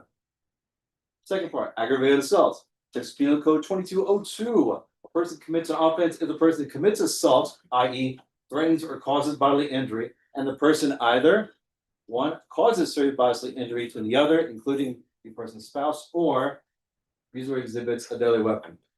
Everybody starting to see the theme a little bit? All right, good job. And then the last one, this is going to. Can y'all see that back here? I know the text is kind of small. Oh, man, okay. Once you turn 40, your eyesight starts to go, so, oof, I'm feeling my age right now. All right, unlawful possession of a firearm by a felon. Trying to keep up with me. A person who's been convicted of a felony commits an offense if he possesses a firearm, one, after the conviction and before the 5th anniversary of the person's release from confinement, following conviction of the felony or the person's release from supervision under community supervision, parole, mandatory supervision, whichever date is later. Basically, what that means is that if you were convicted of a felony, you got 5 years after your sentence is done where you're not allowed to have a firearm. Or after the period described at subdivision 1 at any location other than the premises at which the person lives. That is a lot of legalese, ain't it? Okay, so let me break it down. The quick and dirty way to say this is that if you're convicted of a felony, you are before the 5 years after you get out of prison or get off probation, you are not allowed to have a firearm at all. Nowhere, not at your house, not in your car, not your work, zero, none. After the 5 years, because this is Texas, you're allowed to have a firearm at your house. Because this is Texas, we like to make sure that when we're at our home, we can protect our home. Is that kind of track? Yeah. Everybody got it? Okay, sweet. All right, so this is what I'm gonna have to prove to you on trial. Count one. On or about June 1st, 2025, James Ross, while in the course of committing theft of property and with the intent to obtain and maintain control of said property, did intentionally knowingly threaten and place Janice Jones in fear of imminent bodily injury and death, and defendant used or exhibit a deadly weapon, to wit, a firearm. What does that sound like to y'all?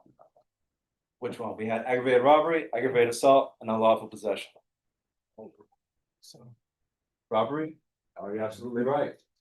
Second one, count two. On or about June 1st, 2025, James Ross did intentionally, knowingly, and recklessly threaten imminent bodily injury and death to Alyssa Ramirez by pointing a deadly weapon at and in the direction of the complainant, and the defendant used or exhibited a deadly weapon, to wit, a firearm. What does that sound like? Aggravated assault. Aggravated assault, perfect. And then the last one, I'm sorry, it's another count, count three. On or about June 1st, 2025, James Ross did intentionally, knowingly, and recklessly threaten imminent bodily injury and death to Daphne Smith by pointing a deadly weapon at and in the direction of the complainants, and the defendant used or exhibited a deadly weapon, to wit, firearm. Sounds a lot like count two, right? What's different? The name, right? Good job, guys. All right, count four. On or about June 1st, 2025, James Ross, having been convicted of a felony offense, did intentionally, knowingly, recklessly possess a firearm after the 5th anniversary of the defense release from confinement, and the defendant's possession occurred at a location other than the premises at which the defendant lived. What does that sound like? Okay, I'll go. Bravissimo. All right. So you'll keep hearing this word intentionally, knowingly. What does that mean? So intentionally, this is straight from the code. A person acts or with intent with respect to the result of his conduct when it is conscious, objective, or desire to cause the results.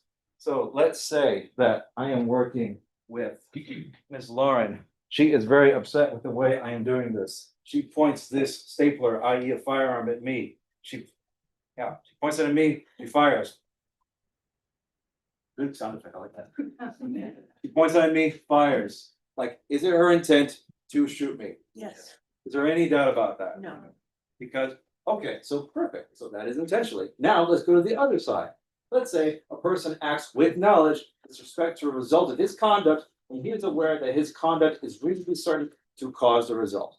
Let's say that Lauren, she's miffed with me, but she doesn't want to kill me. She just wants to just hurt me a little. Just wing me on the arm or something like that. So she takes a stapler, she points at me, she fires. But she aims for my arm. But while she's aiming for my arm, the recoil, it just hits it over a little bit and hits me right square in the chest, and I die.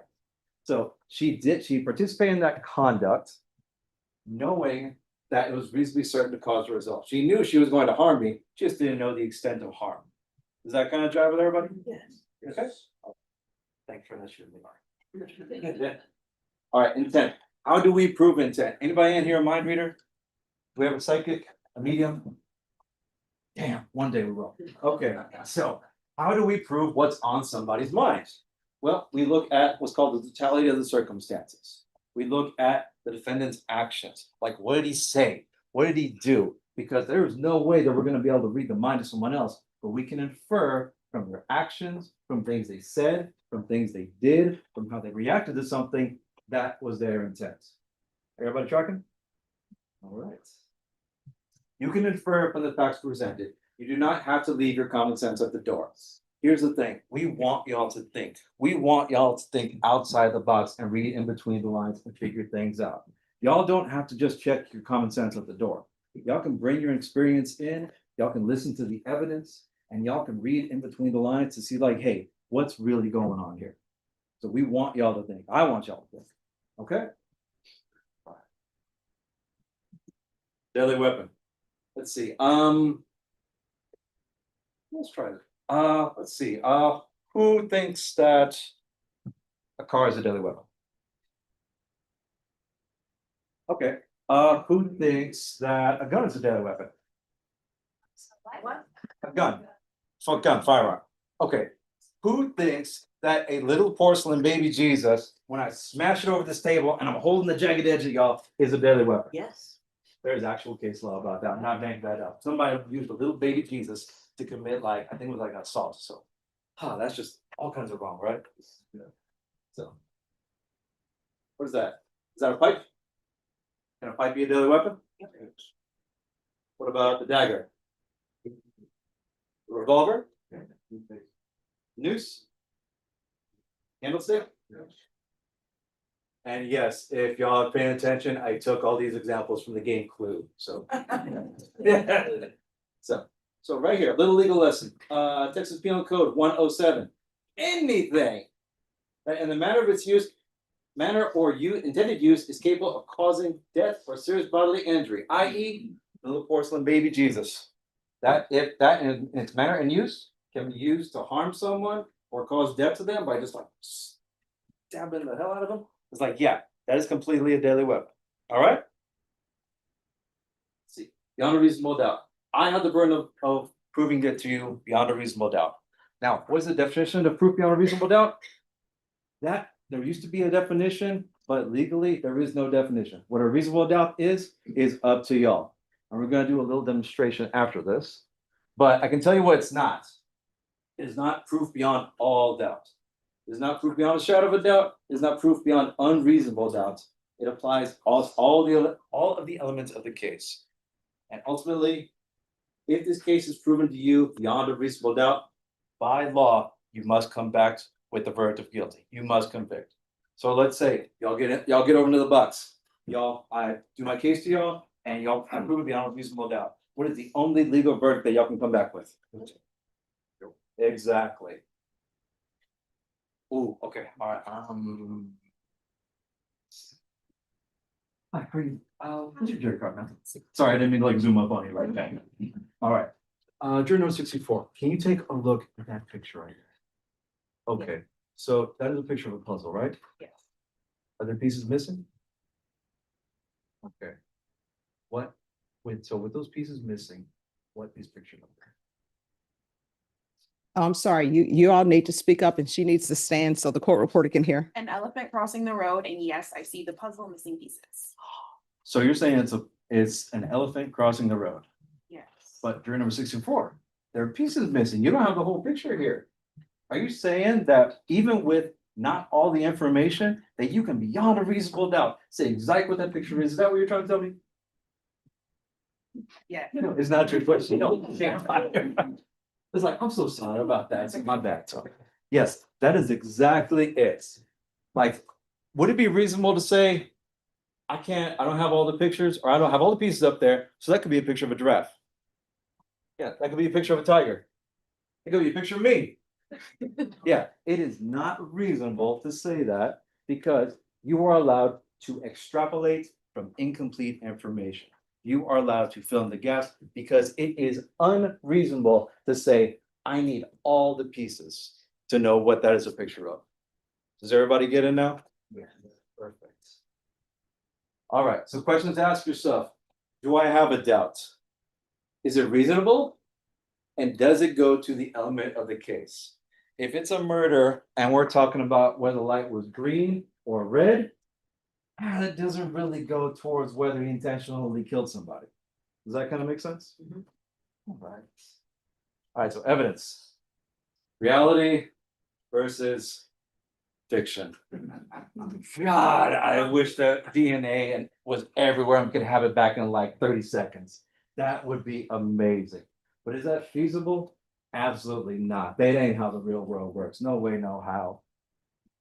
So this is going to be the usual course of evidence that we put in front of you. It's going to be video from video cameras, documents, and photographs. So here's the reality of things. Police reports will never be allowed into evidence. There are specific rules and case law that says that an officer can read off his report, but trying to get that in front of y'all, it is not going to happen in no way, shape, or form. So we just got to go off the police officer's testimony. Next thing, fingerprints. I can tell you this, when I was in the sheriff's office, they would ask me to do fingerprints on everything. I'm like, okay, well, this is some wet leather that is covered in dust. So it's like, do I see a fingerprint? Yes. Can I lift that? Absolutely not. There's too much dust. There's too much water. There's too much stuff getting in the way of us being able to pull a legible fingerprint off there. All I'm going to get is a smudgy mess and dirty fingers. That's it. And then DNA. DNA, unlike CSI, it is very expensive and it cannot be done in all cases. You need a sample of biological matter in order to pull DNA from it. And then on top of that, you have to have something else to compare it to. So I will tell you all this, there is no DNA database that I'm aware of that has all of us in there, except for like an ancestry.com or something like that. But that's a story for another day. But yeah, DNA is very expensive. It takes a long time and it's just not feasible in all cases. I once had someone say that they could not convict in a DWI unless they had DNA evidence. I was like, you want me to pull it from like the machine where they blew, or like no say. I have no idea what they were expecting that. Video evidence. Do you want to hear a cell phone? Okay, pull it out. Yeah. Take a look at your cell phone. Yeah, I like that, man. See the light over there. It's like, does that cell phone have this right here? What is that? Yeah. Exactly. So there's about 70, 74, 75 of y'all right now. So with self, Lauren, everybody else, there's about 80 or 90 cameras in this room right now. I think actually even more, right? We've got some up there. So there's about 90 or so cameras in this very room as we speak. Is it reasonable to expect that every single camera or every single crime is like filmed and documented nowadays? Is that possible? No. Oh, who says yes? That's what I'm wondering. Who's number 4 and 5? So y'all think like every crime there should be like some kind of camera or some kind of video out there somewhere. Okay, 4 and 5. Thank you so much for your opinion. Appreciate it. So let me ask y'all. All right, I proved my case to y'all beyond a reasonable doubt without video. Who here would need to see video in order to come back with a conviction? Or who would need video to come back with a guilty verdict? Show cards. Juror number 4, juror number 5, thank you. Juror number 9, appreciate my friend. Anybody else? I have a question. Are you including? Yes, sir, absolutely. Are you including photographs or just strict video? Photographs, like any kind of like electronic media. So like, this is kind of like the hypothetical I always think of. Let's say that I'm wrapping things up here. I'm walking back to the parking garage. While I'm walking back to the parking garage, somebody jumps out from the shadows. They hold a knife at me. They tell me, "Give me your wallet, Prater." Which is like, how do you know my name? But anyway, yeah, don't worry about it. So those cameras, they're old. They don't work. And so it's just my word versus him. It's 7 o'clock at night. There's no video. There's nothing coming back. But I know this because I saw the guy. I got proof beyond a reasonable doubt, but there's no video at all. Would I be able to convict based on my testimony alone? Okay, even without video. All right, so let me ask one more time. Who would need to see video in order to come back to conviction, even if the case is proven beyond a reasonable doubt? Okay. 19, you're kind of almost there. With the other evidence. Oh, okay. Well, let's say that the other evidence, like everything was proven up beyond a reasonable doubt, but there ain't no video on that. Like, would you be able to come back for guilty? It's okay to say no now. Yeah. What are you gonna? It's okay, man. It's okay. Do you mind if we come back to that? Yeah. Okay, thank you, my friend. Appreciate it. All right. Let's see. Witness testimony.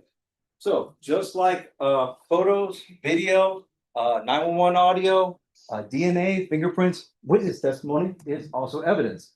How else are we gonna know like how all this stuff is tied together? We're gonna have someone standing up there telling their story about, hey, this is what happened to me, and this is how all this jives together. Witness testimony considered evidence, just like video, pictures, 911, and all of the records are considered evidence. So, talk about the perfect witness versus we got one saying one thing and the other saying another. Who are we gonna believe up there? On the left. Left. I mean, why? Why would we say that? Why would we believe one person over the other?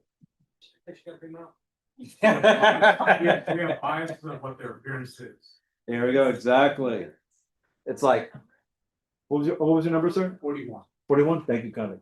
So, yeah, like my girl on the left could be telling the truth. My girl on the right, just because she's got the rosary around her hands, that does not necessarily mean that they're telling the truth. Priests lie, nuns lie, but also punk rockers lie too. They can also tell the truth. Have y'all heard them say anything at this point? Yeah. So we need to wait because all witnesses start off equal. It's up to you to determine their credibility. You can consider their experience, their qualifications, and all those other factors. You can make that call, but you have to wait to hear what they say first. So if Mother Teresa goes up there, we don't give her any credence because she's Mother Teresa, because she's a nun, because I think she's a saint. We don't give her any of that because we haven't heard what she has had to say yet.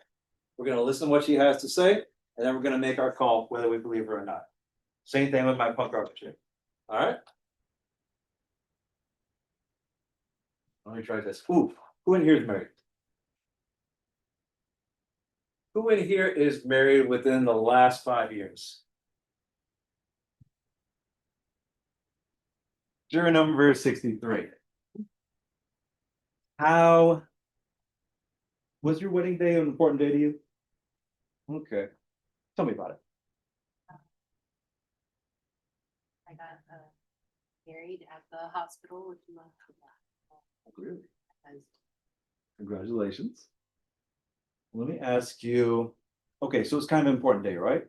Kind of a big deal.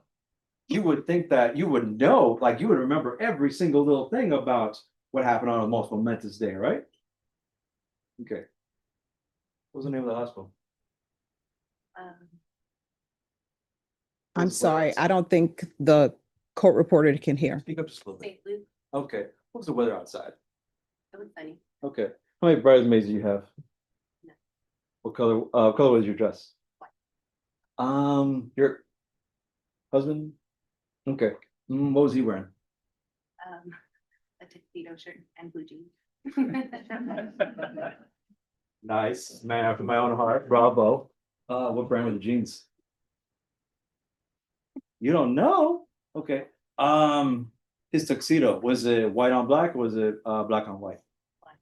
Black on white, ooh, nice. Okay, but you don't know the brand of the jeans that he was wearing?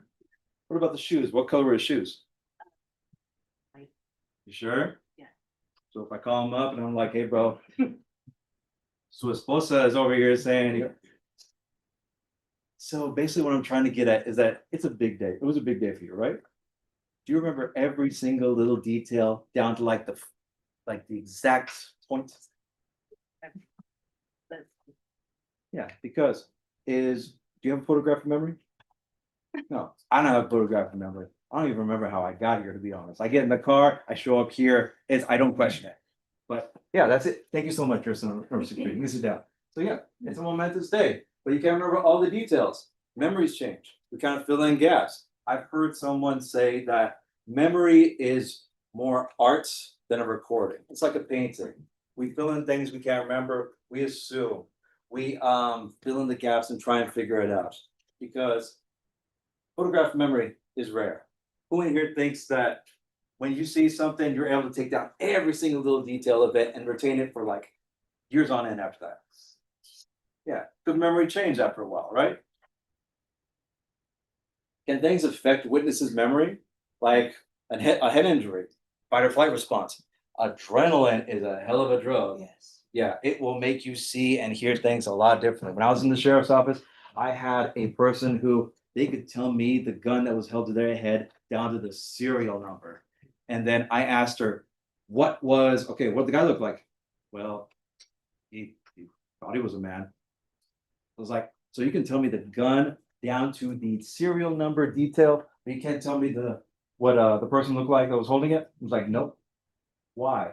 Because when I got a gun put to my head, my thought is not on the person right there. My thought is on the thing that's about to hurt or kill me. And that my mind is on the threat and everything that has to do with that threat. So it's just a natural response. It's adrenaline. Does everyone kind of feel the same way with that? Okay. Oh, and let me ask you, would this impact the credibility of their testimony if they're messing up on little details? Yeah. Okay. Oh, he did it. I know he did it. All right, so circumstantial evidence. Let me ask you a question. Which is more? A 1,000-pound boulder or 1,000 pounds of gravel? They're the same, right? What's the difference? It's smaller than that.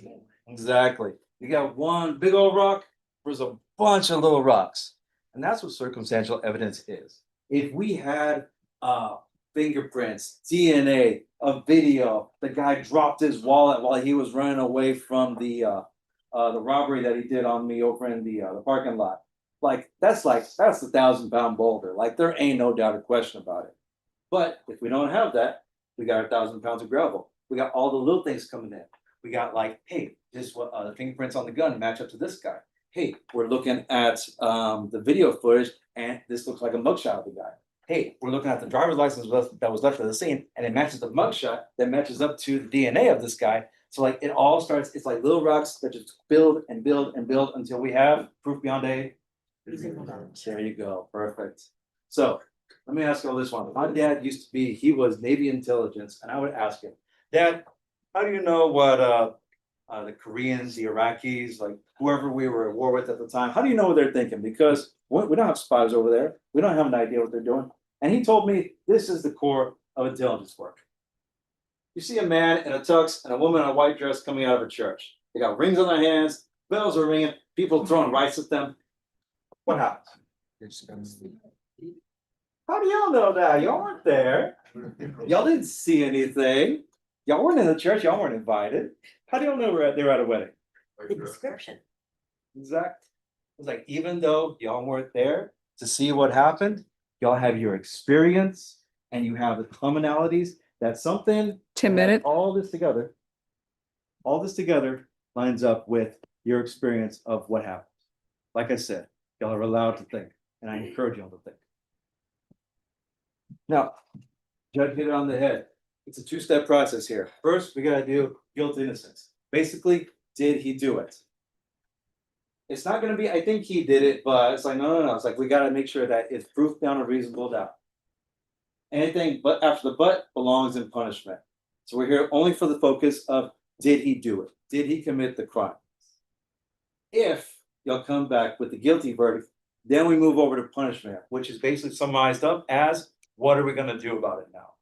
Like like, that's when we'll start thinking about, what is the kind of punishment that's appropriate? We gotta consider everything. This is a good person or not a good person, and any criminal history if it's there. So we gotta prove up first, did he do it? And then we gotta move over to, what are we gonna do about it? Does that jive? All right, I know, guys, I'm getting tired too. Like, Brooks, go on, so. And that's all I have for y'all. Thank you so much. Do y'all have any more questions for me?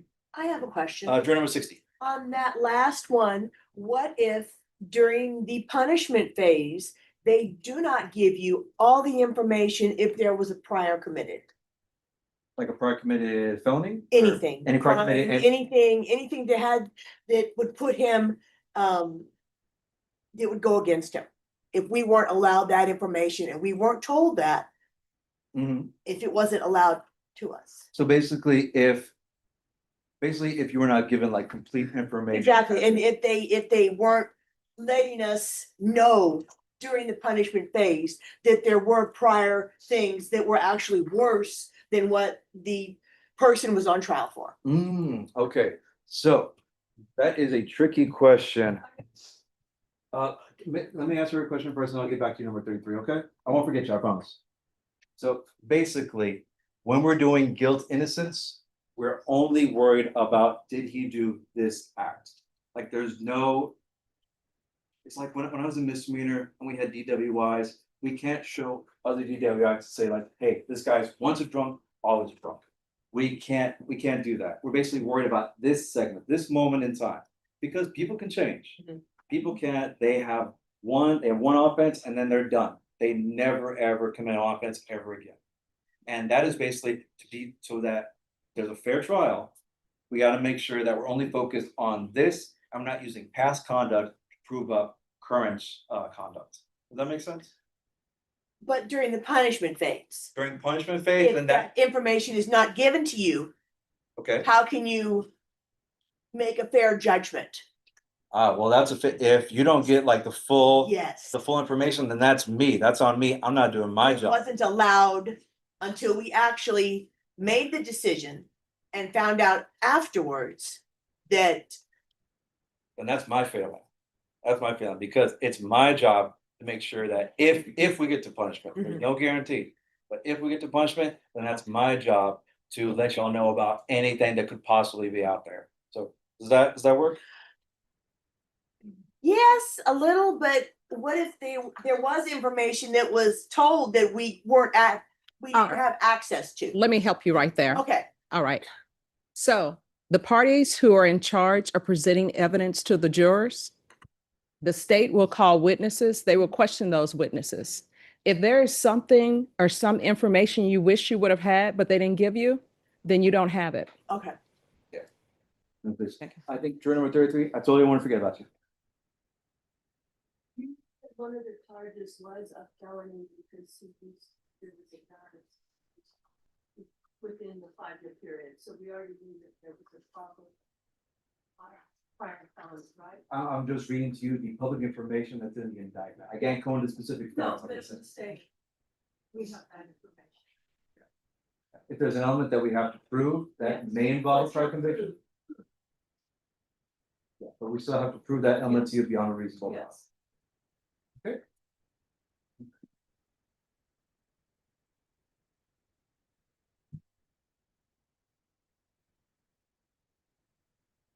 All right, thank you so much, guys. Appreciate y'all's time. All right. Defense? Thank you, Your Honor. Good late afternoon, going into the evening. Again, I'm attorney Leland McGray. This is James Ross and Robert. We're here representing Mr. Ross. While dire is the opportunity, I'm sorry, you have a card up? Yeah, no, I'm right here. Okay, I got you. While dire is the opportunity we get to actually interact with you as jurors. I know if I run into any of you all in the hallway, I don't speak, is not to be offensive. We're just under court order not to speak to any juror without the presence of opposing counsel and the judge. Such as protocol. Give me a heads up on that. But in any event, it's important to talk about how a criminal case starts. A criminal case starts with what they call probable cause. What is probable cause? Probable cause simply means there's reason to believe a crime is committed and reason to believe that someone has been. I'll wait an example. No one's in this room, just myself and Robert. Robert says, Leland hit me. There's no witnesses, there's no videotapes. I don't have any photographs of any bruising, right? But there's still probable cause to charge me with assaulting Robert. Why? Because he said so. Someone saying something is reason to believe it happened. It may not be good reason. It may not be reason beyond a reasonable doubt, but it is a reason to charge someone. Does anyone not understand that concept of probable cause? What it means to be charged with crime, simply someone could say you did something, that's basis enough to charge you with a crime. Does anyone not understand that concept? No hands are raised. That same standard of proof of probable cause is used at a grand jury proceeding. You heard the judge mention grand jury in an indictment. Well, let me tell you something about a grand jury. It's not so grand. Grand juries are random persons selected from the community that come down to the courthouse. They listen to one case after another, not to determine guilt beyond a reasonable doubt, right? But simply probable cause. Meaning, is there reason to believe a person committed a crime and reason to believe the other person that in fact committed that crime? Does anyone not understand that? And at a grand jury proceeding, a defense attorney is not present. I'm not there. Robert's not there. It's simply the prosecutor, the court reporter, the deputy, and the judge. And they're not obligated to present the entire case. They're only obligated to meet their burden of proof, which is what? Probable cause, meaning reason to believe a crime is committed and reason that somebody believed that someone committed that crime, such that they could be charged. So what does that tell you? That's where the saying comes from, you can indict a ham sandwich, right? Because there's no one there contesting the evidence and the burden of proof is very low. It's just reason to believe a crime is committed, reason to believe that someone committed it. Does anyone not understand that concept? No hands are raised. Now,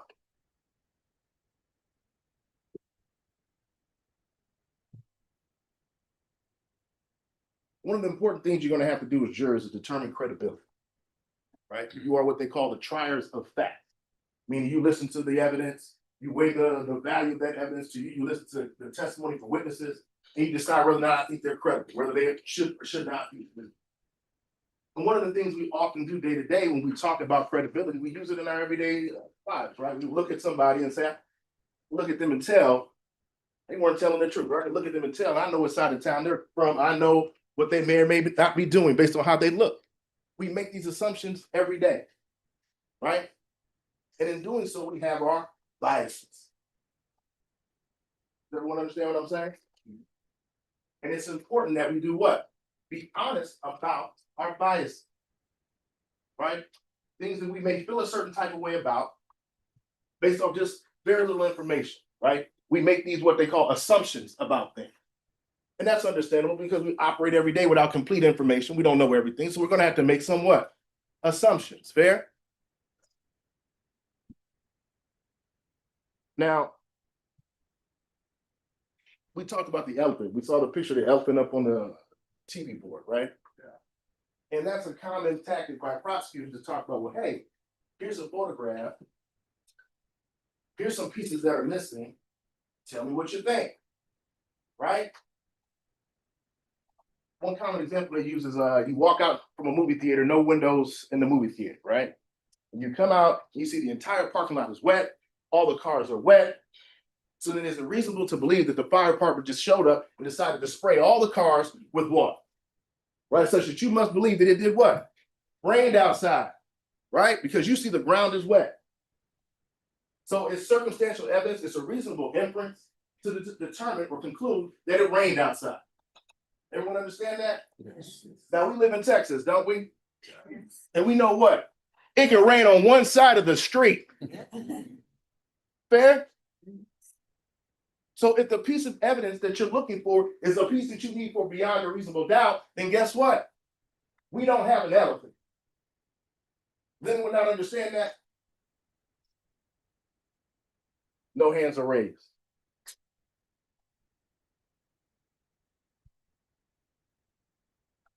Now, the question becomes, well, if a case has pieces that are missing, right? Questions that need to be answered, things we can't quite figure out, we have to now make assumptions. How do we connect those dots? How is that story completed? Right? Well, you can tap into certain things to connect those dots. And one of those things is fear. Right? Fear is an emotion. Fear is powerful enough to blind you. Fear is strong enough to make you angry, to make you fearful, right? And it can cloud your judgment.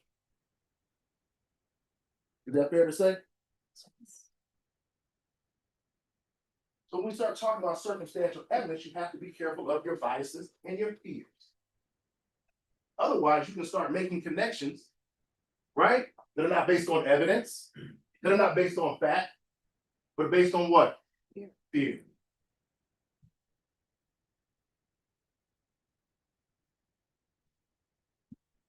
Now, there was some conversation about CSI, right? Crime scene investigation. And prosecutors always talk about, well, hey, you know, you're watching TV. This is courtroom in real life. It doesn't work that way, right? So lower your expectations of me. Fair. Fair. Hey. Now, mind you, there is some DNA that, well, hey, get the experts up here and let's talk about it. But we talked about, the prosecutor talked about the inability to lift fingerprints, right? And that we don't always have fingerprints in particular cases because we can't always necessarily get an example depending on the circumstances where we believe the prints may be. And we talked about how there may be 100 phones right now in this room. You recall that conversation? Yes. But we do have what we call nowadays what? Digital footprints, which are kind of like fingerprints, right? Kind of track where you've been and what you've been doing based on your phone record, right? Based on your text messages, there, based on your emails. Make sense? Such that maybe I don't have to necessarily know everything you've done, but I can have a good idea based on your digital footprint. Does that make sense? Does that sound unfamiliar to anyone? I'm sorry, 41? Yes, sir. When you talk about digital footprint, it's I'm not really too much. I have my daughter show me how to use phone nowadays, and so when you say that, I'm going like, how is that possible? I'm listening to you. I think I have a grasp of what you're saying, that they can track whatever you're doing, wherever you're at, using text and email, because the phone has some sense of. I'll give you a basic example that I would think of a digital footprint. You ever get emailed a receipt when you buy something online? Yes. That's evidence you bought something, right? Right. That's a footprint. Anyone not understand that example? No hands are raised. Now, one thing I wanted to talk about as well is the idea of beyond a reasonable doubt. Right? What does that mean? What does that look like? There's no legal definition. There used to be one. And so now we just have to kind of lay it out to a jury, try to connect on that point and put it in context. Okay, I'll give you an example. You ever drive down a freeway and you see those big signs that say $50 million trucking accident, right? We'll fight for you. And then we all start thinking, myself included, I wish I got hit by it.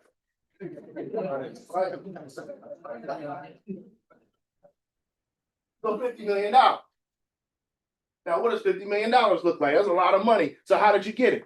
You got to buy a standard of proof in a court of law. And the standard of proof in a civil case, when someone hits you and bumps your car, right? Or you get hit by a big semi, the standard of proof is the same. It's called preponderance of the evidence. And what does that look like? It means 50.05%, just over the 50-point threshold, so that it is more likely than not true that you're responsible. Just over 50%. And I give $50 million out of your pocket. preponderance of the evidence. The next burden of proof, right? Above preponderance of the evidence, very convincing evidence. What does that mean? It's used in child protective services cases, right? And similar situations where I can terminate your right to be a parent to your child. I can break up your entire family for clear and convincing evidence, right? Preponderance, clear and convincing evidence. Does anyone not understand that concept? And so now we're talking about beyond a reasonable doubt, which is the higher standard of proof under the law. What does that mean? It means that I can have, right, less evidence than it takes to bankrupt you and destroy your family. I have less evidence I need in court for that than to send you to jail for jaywalking for 1 day. Does anyone not understand that? That that's how much we value freedom in this country. Yes, ma'am. No, can you repeat that? Absolutely. Standards of proof. Preponderance of the evidence. Just above 50%, I can bankrupt you. Right? Take every dime you have in a court of law with preponderance of the evidence. Clear and convincing evidence, right above that, right? A distance above that. I can terminate your rights to your own children, right? With clear and convincing evidence.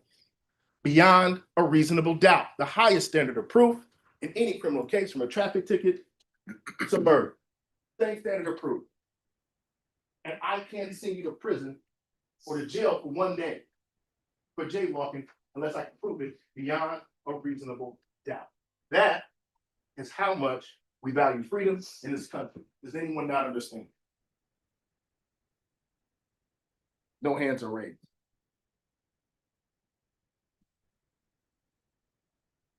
Now, there was some conversation about intent, right?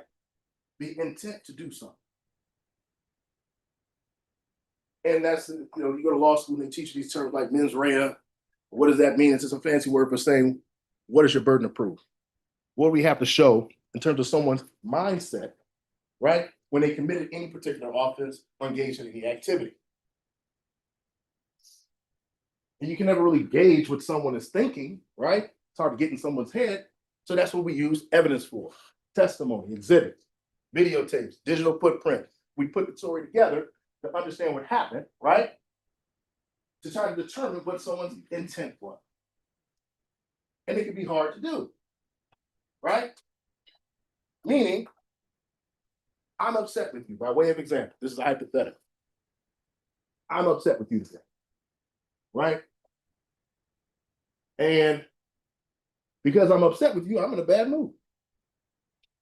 And when I talk to you, I'm going to be upset. My voice may be elevated, right? I might become animated. And depending on how upset I am, you may become fearful. Fair? Everyone exhibits their emotions in different ways. Everyone's body language is different, right? And as we talked about before, sometimes your assumptions or your biases can influence how scared you are of somebody. Is that fair? Right? So even when you're thinking about what someone else is doing, what they're thinking, why they're doing something, we have to be careful of our bias, right? Because we don't want fear to take over and interpret for us. Because as we talked about, you will do then what? Perhaps reach the wrong conclusion, devoid of the facts. Is that fair? Fair.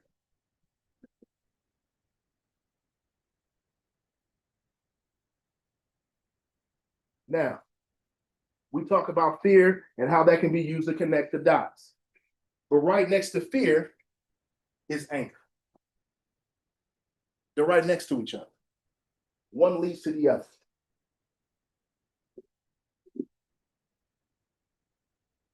And so when we start talking about, hey, connect these dots, afraid, and now, what are we going to do about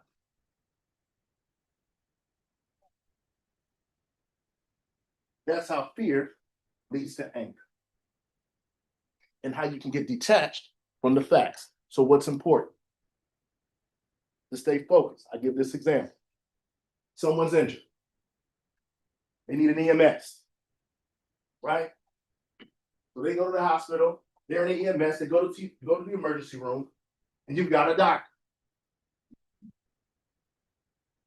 Now, I'm gonna give you two types of doctors, you tell me which one you want. It's the doctor that's out in the waiting room, his hands on the shoulder of your family, sharing a moment, and is shaken up by what happened to you. Or there's a doctor that's in the operating room, in the emergency room, with your charts, taking notes, working with staff, trying to get your diagnosis. They put their emotions, their fear, and their feelings aside because they took an oath to do what? Their job. Which doctor do you want? So as jurors, you've been what? Taking an oath. And you will if you're selected to be on this jury. And as jurors, you have to be like doctors in an emergency room. Yes, you're crying. Yes, you're upset. Yes, you're fearful. But I can step back and be objective and do what? My job. I can do what? Uphold my oath. Is anyone here unable to do that? Is anyone here unable to detach their emotion and be objective? Ma'am, you have your card raised 74? I have a question. Yes, What if- ma'am. What if you're not sure based on what the charges are? So, let me see if I'm following you because I want to get your question right.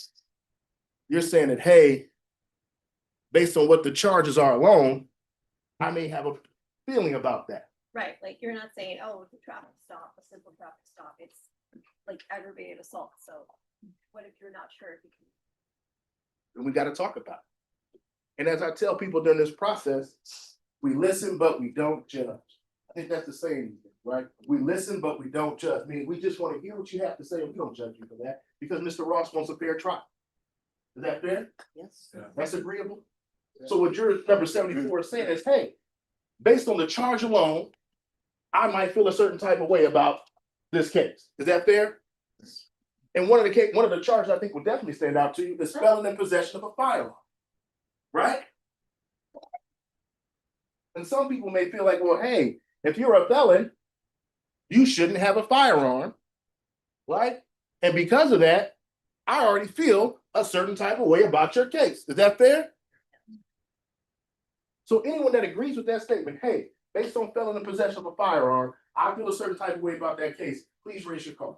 We're just being honest right now. It's okay. I need this, right? We all need to have this conversation. Cards that are raised based on being a felon in possession of a firearm, I might have some preconceived notions already, right? We're going to call these numbers out. Juror number 2, 3, that a 6 or a 9? 9. 13. 21, 28, 41, 37, 46, 52, 55, 65, 70, 74, and ma'am, 75, you have a qualification? I have a question. Yes. About that. It's 3 charges. It's one with arm, is one of them, then still have the other 2 that we have proved. So because he commit one doesn't mean he will be convicted for the other 2. You're correct. Right? So it can still be, even if I have a feeling, which I do, you broke one out of the 3, but you still have to go through the process of the other 2. Right. And so to pick up on what you're saying, and my concern is, right, is that I don't want you to feel one way about a felon in possession of a firearm charge, and then, hey, everything else is down here for the state after that. We turn off our ears, we're feeling that type of way about it. I'm upset. I don't buy that. That's what we just try to figure out. Is that fair? So again, with that understanding, and thank you for that clarification, is anyone that feels that way? Because it's okay if you do, right? And if you have a felony and your possession of firearm, I don't know if I can be 100% neutral. I don't know if I can be unbiased. Sorry, Yes, ma'am. it's not the gun that's the problem. Yes, themselves, no matter what, you know, background is. Can you speak up a little bit, please? This is my voice. Okay. All the time. I can try though. It's the other acts, right, that I have. It's not the gun, it's the way it was used. That's the issue. Okay. And so I think what we need to talk about is, has anyone here ever been the victim of an assault or crime? Yes. Okay, we need to raise those cards. 1, 2, 3, 5, 13, 15, 21. I got a question. Let me just get the number, I'm right back to you. 21, 23, 25, 41, 43, 37, 45, 46, 48, that's 43, 54, 52, and 73. Those are persons who have been victims of assault or crime. Sir, the question? Oh, no, I was just wondering, I didn't know the rate, you mean the victim of crime or victim of crime, like we're to the court system and everything, like on file? Hey, Oh, yeah. 19 and 40 and 39.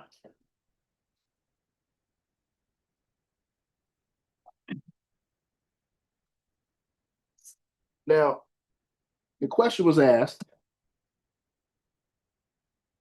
who has been on a jury before? Remember that question? And I've had trials where a person has been on a jury, a criminal jury, and they had gone on to reach a verdict, right? The verdict was a hung jury. And they couldn't unanimously decide one way or the other what happened, guilt or innocence. So the jury was hung. And the jury that happened to be in this particular pool, and this is about 2 weeks ago, I don't know, said, I felt like you gotta wait. And I felt like they should have convicted. Okay. And so what that leads me into talking about is what we say the presumption of innocence. Right? Which means as standing or sitting right now, James Ross is presumed innocent. By way of example. Okay. Mr. Ross and I and Bob, if I may call you that, Robert, we can sit at this table, right? And read the funny pages, say and do nothing, right? And if the state cannot prove its case beyond a reasonable doubt, Mr. Ross is entitled to an acquittal what I happen to say or do anything. Does anyone not understand that? Okay, and the state always has the burden of proof. What does that mean? They have to prove the case beyond a reasonable doubt, such that if you have questions, they're not doing their job. Does anyone understand that? And that people are found not guilty every day in this country. Do we understand that as well? So it's not a special circumstance, right? Don't feel pressure, okay? To answer the question of what happened, because that's called burden shifting. Meaning, if I show you an elephant with some pieces missing, and I'm telling you my case is about an elephant, you're now telling me, prove me wrong. See how quickly that happened? See how that burden got shifted?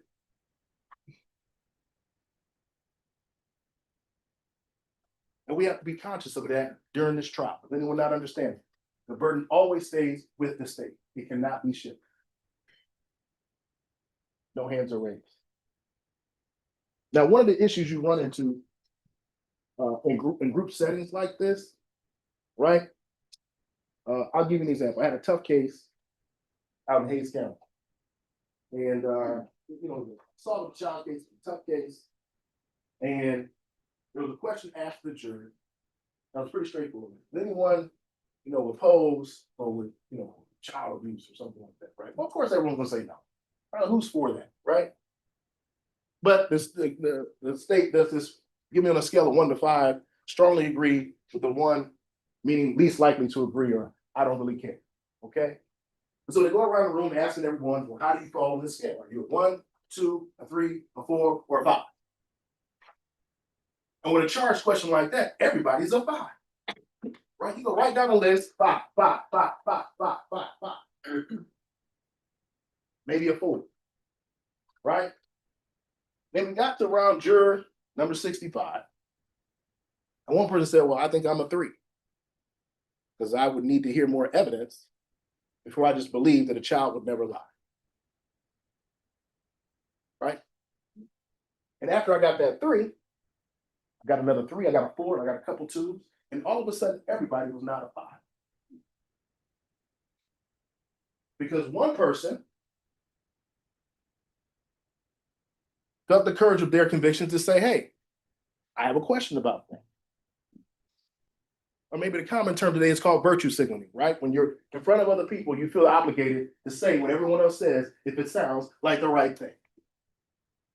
And if you so much as ask a question or challenge that premise of what's right and what's wrong, you're afraid that you're going to be singled out and made to look like you're the bad guy for asking questions. Does anyone understand that dynamic?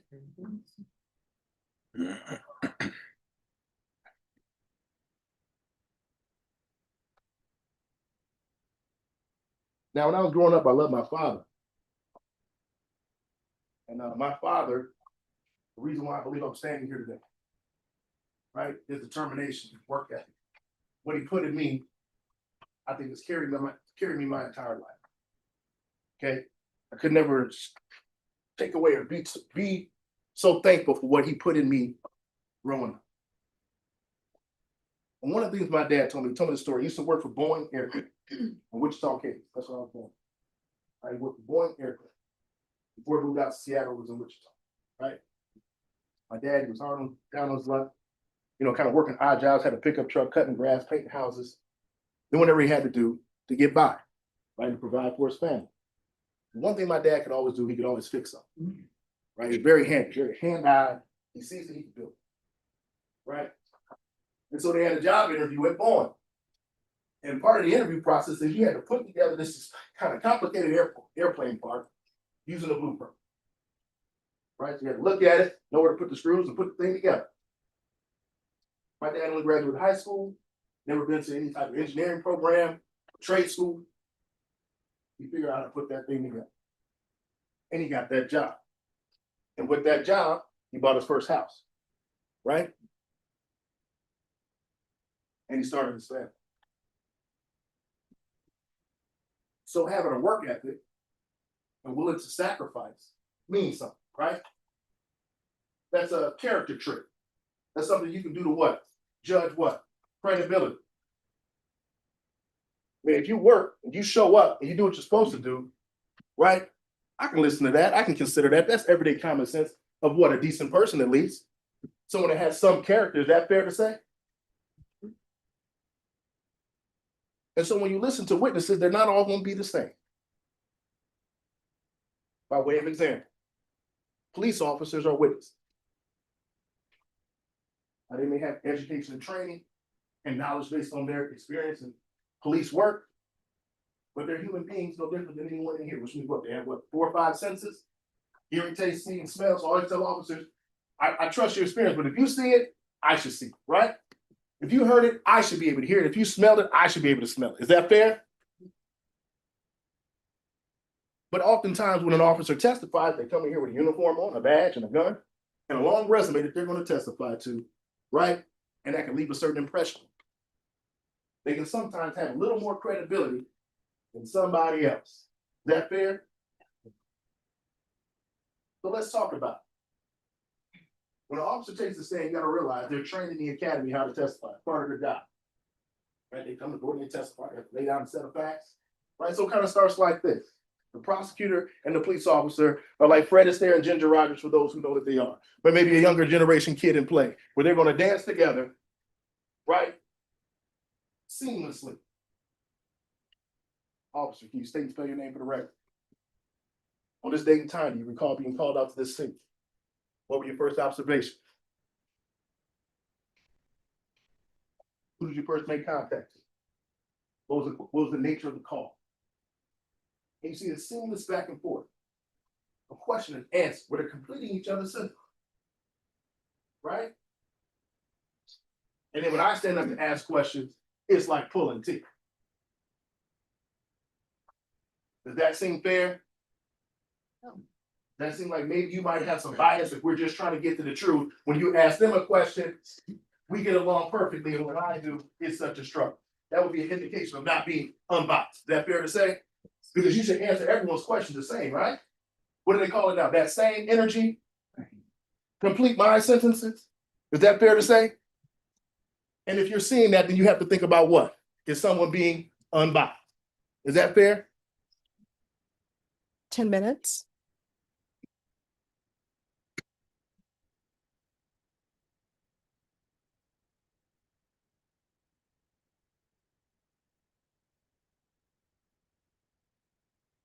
We talked about intent. I want to come back to that because I think it's very important. For purposes of understanding the law. I had a case of a young lawyer, I've been doing this about 20 years. A little older than I. This all grows in grade. And so I have this case, and this guy runs out of Target with 2 bottles of vodka. Runs out into the parking lot. 2 bottles of vodka, maybe $40 a piece, got an $80 debt, right? Runs out the store, pass all points of purchase, the terminology they use for shoplifting, into the parking lot. And one of the employees chases him out to the parking lot. And they're kind of playing this cat and mouse game around the cars. He's trying to catch him. He's got these 2 bottles of liquor, right? And as he gets close, he kicks the car down. Attendant from Target jumps out the way. Well, if you didn't pay attention to those instructions, an $80 theft just became a robbery. And that's what he was charged with. Because during the commission of a theft, he was forced with threat of force.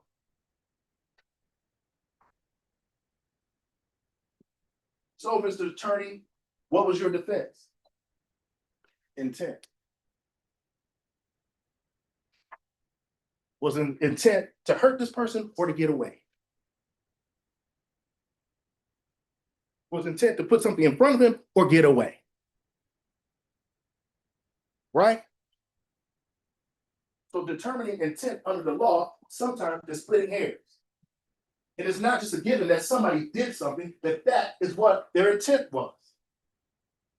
Does everyone understand that point? Based on that question of intent, we went from a shoplifting to a robbery. We went from something that's a Class B misdemeanor to 2 to 20 years in the Texas Department of Corrections, based on what you think the intent was behind kicking that car. Does everyone not understand that? No hands are raised.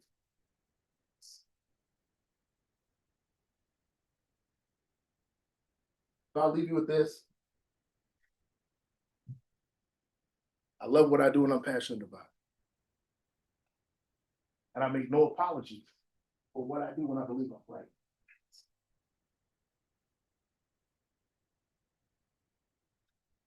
You're gonna have to do the same.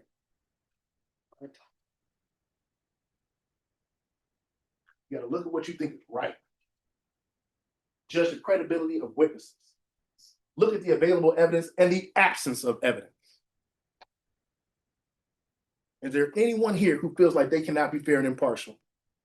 Based on the allegations, it's an aggravated robbery, right? That it's a felon in possession of a firearm. And they can't listen to the evidence, hold back their fear, right? And make an objective analysis. Number 74. I can't say no, but I'm saying I don't know. Thank you. Anything else? I appreciate that. Thank you for your candor. Thank you. No further questions. All right, ladies and gentlemen, what I'm going to have you all do is I'm going to have you all wait outside. You're not excused today, so do not leave. And then we will have you all brought back in so you'll know who will be on the jury. But this is what I need y'all to do. I need you to leave the numbers behind and I need you to take your personal items with you and just don't go far. All right, everybody.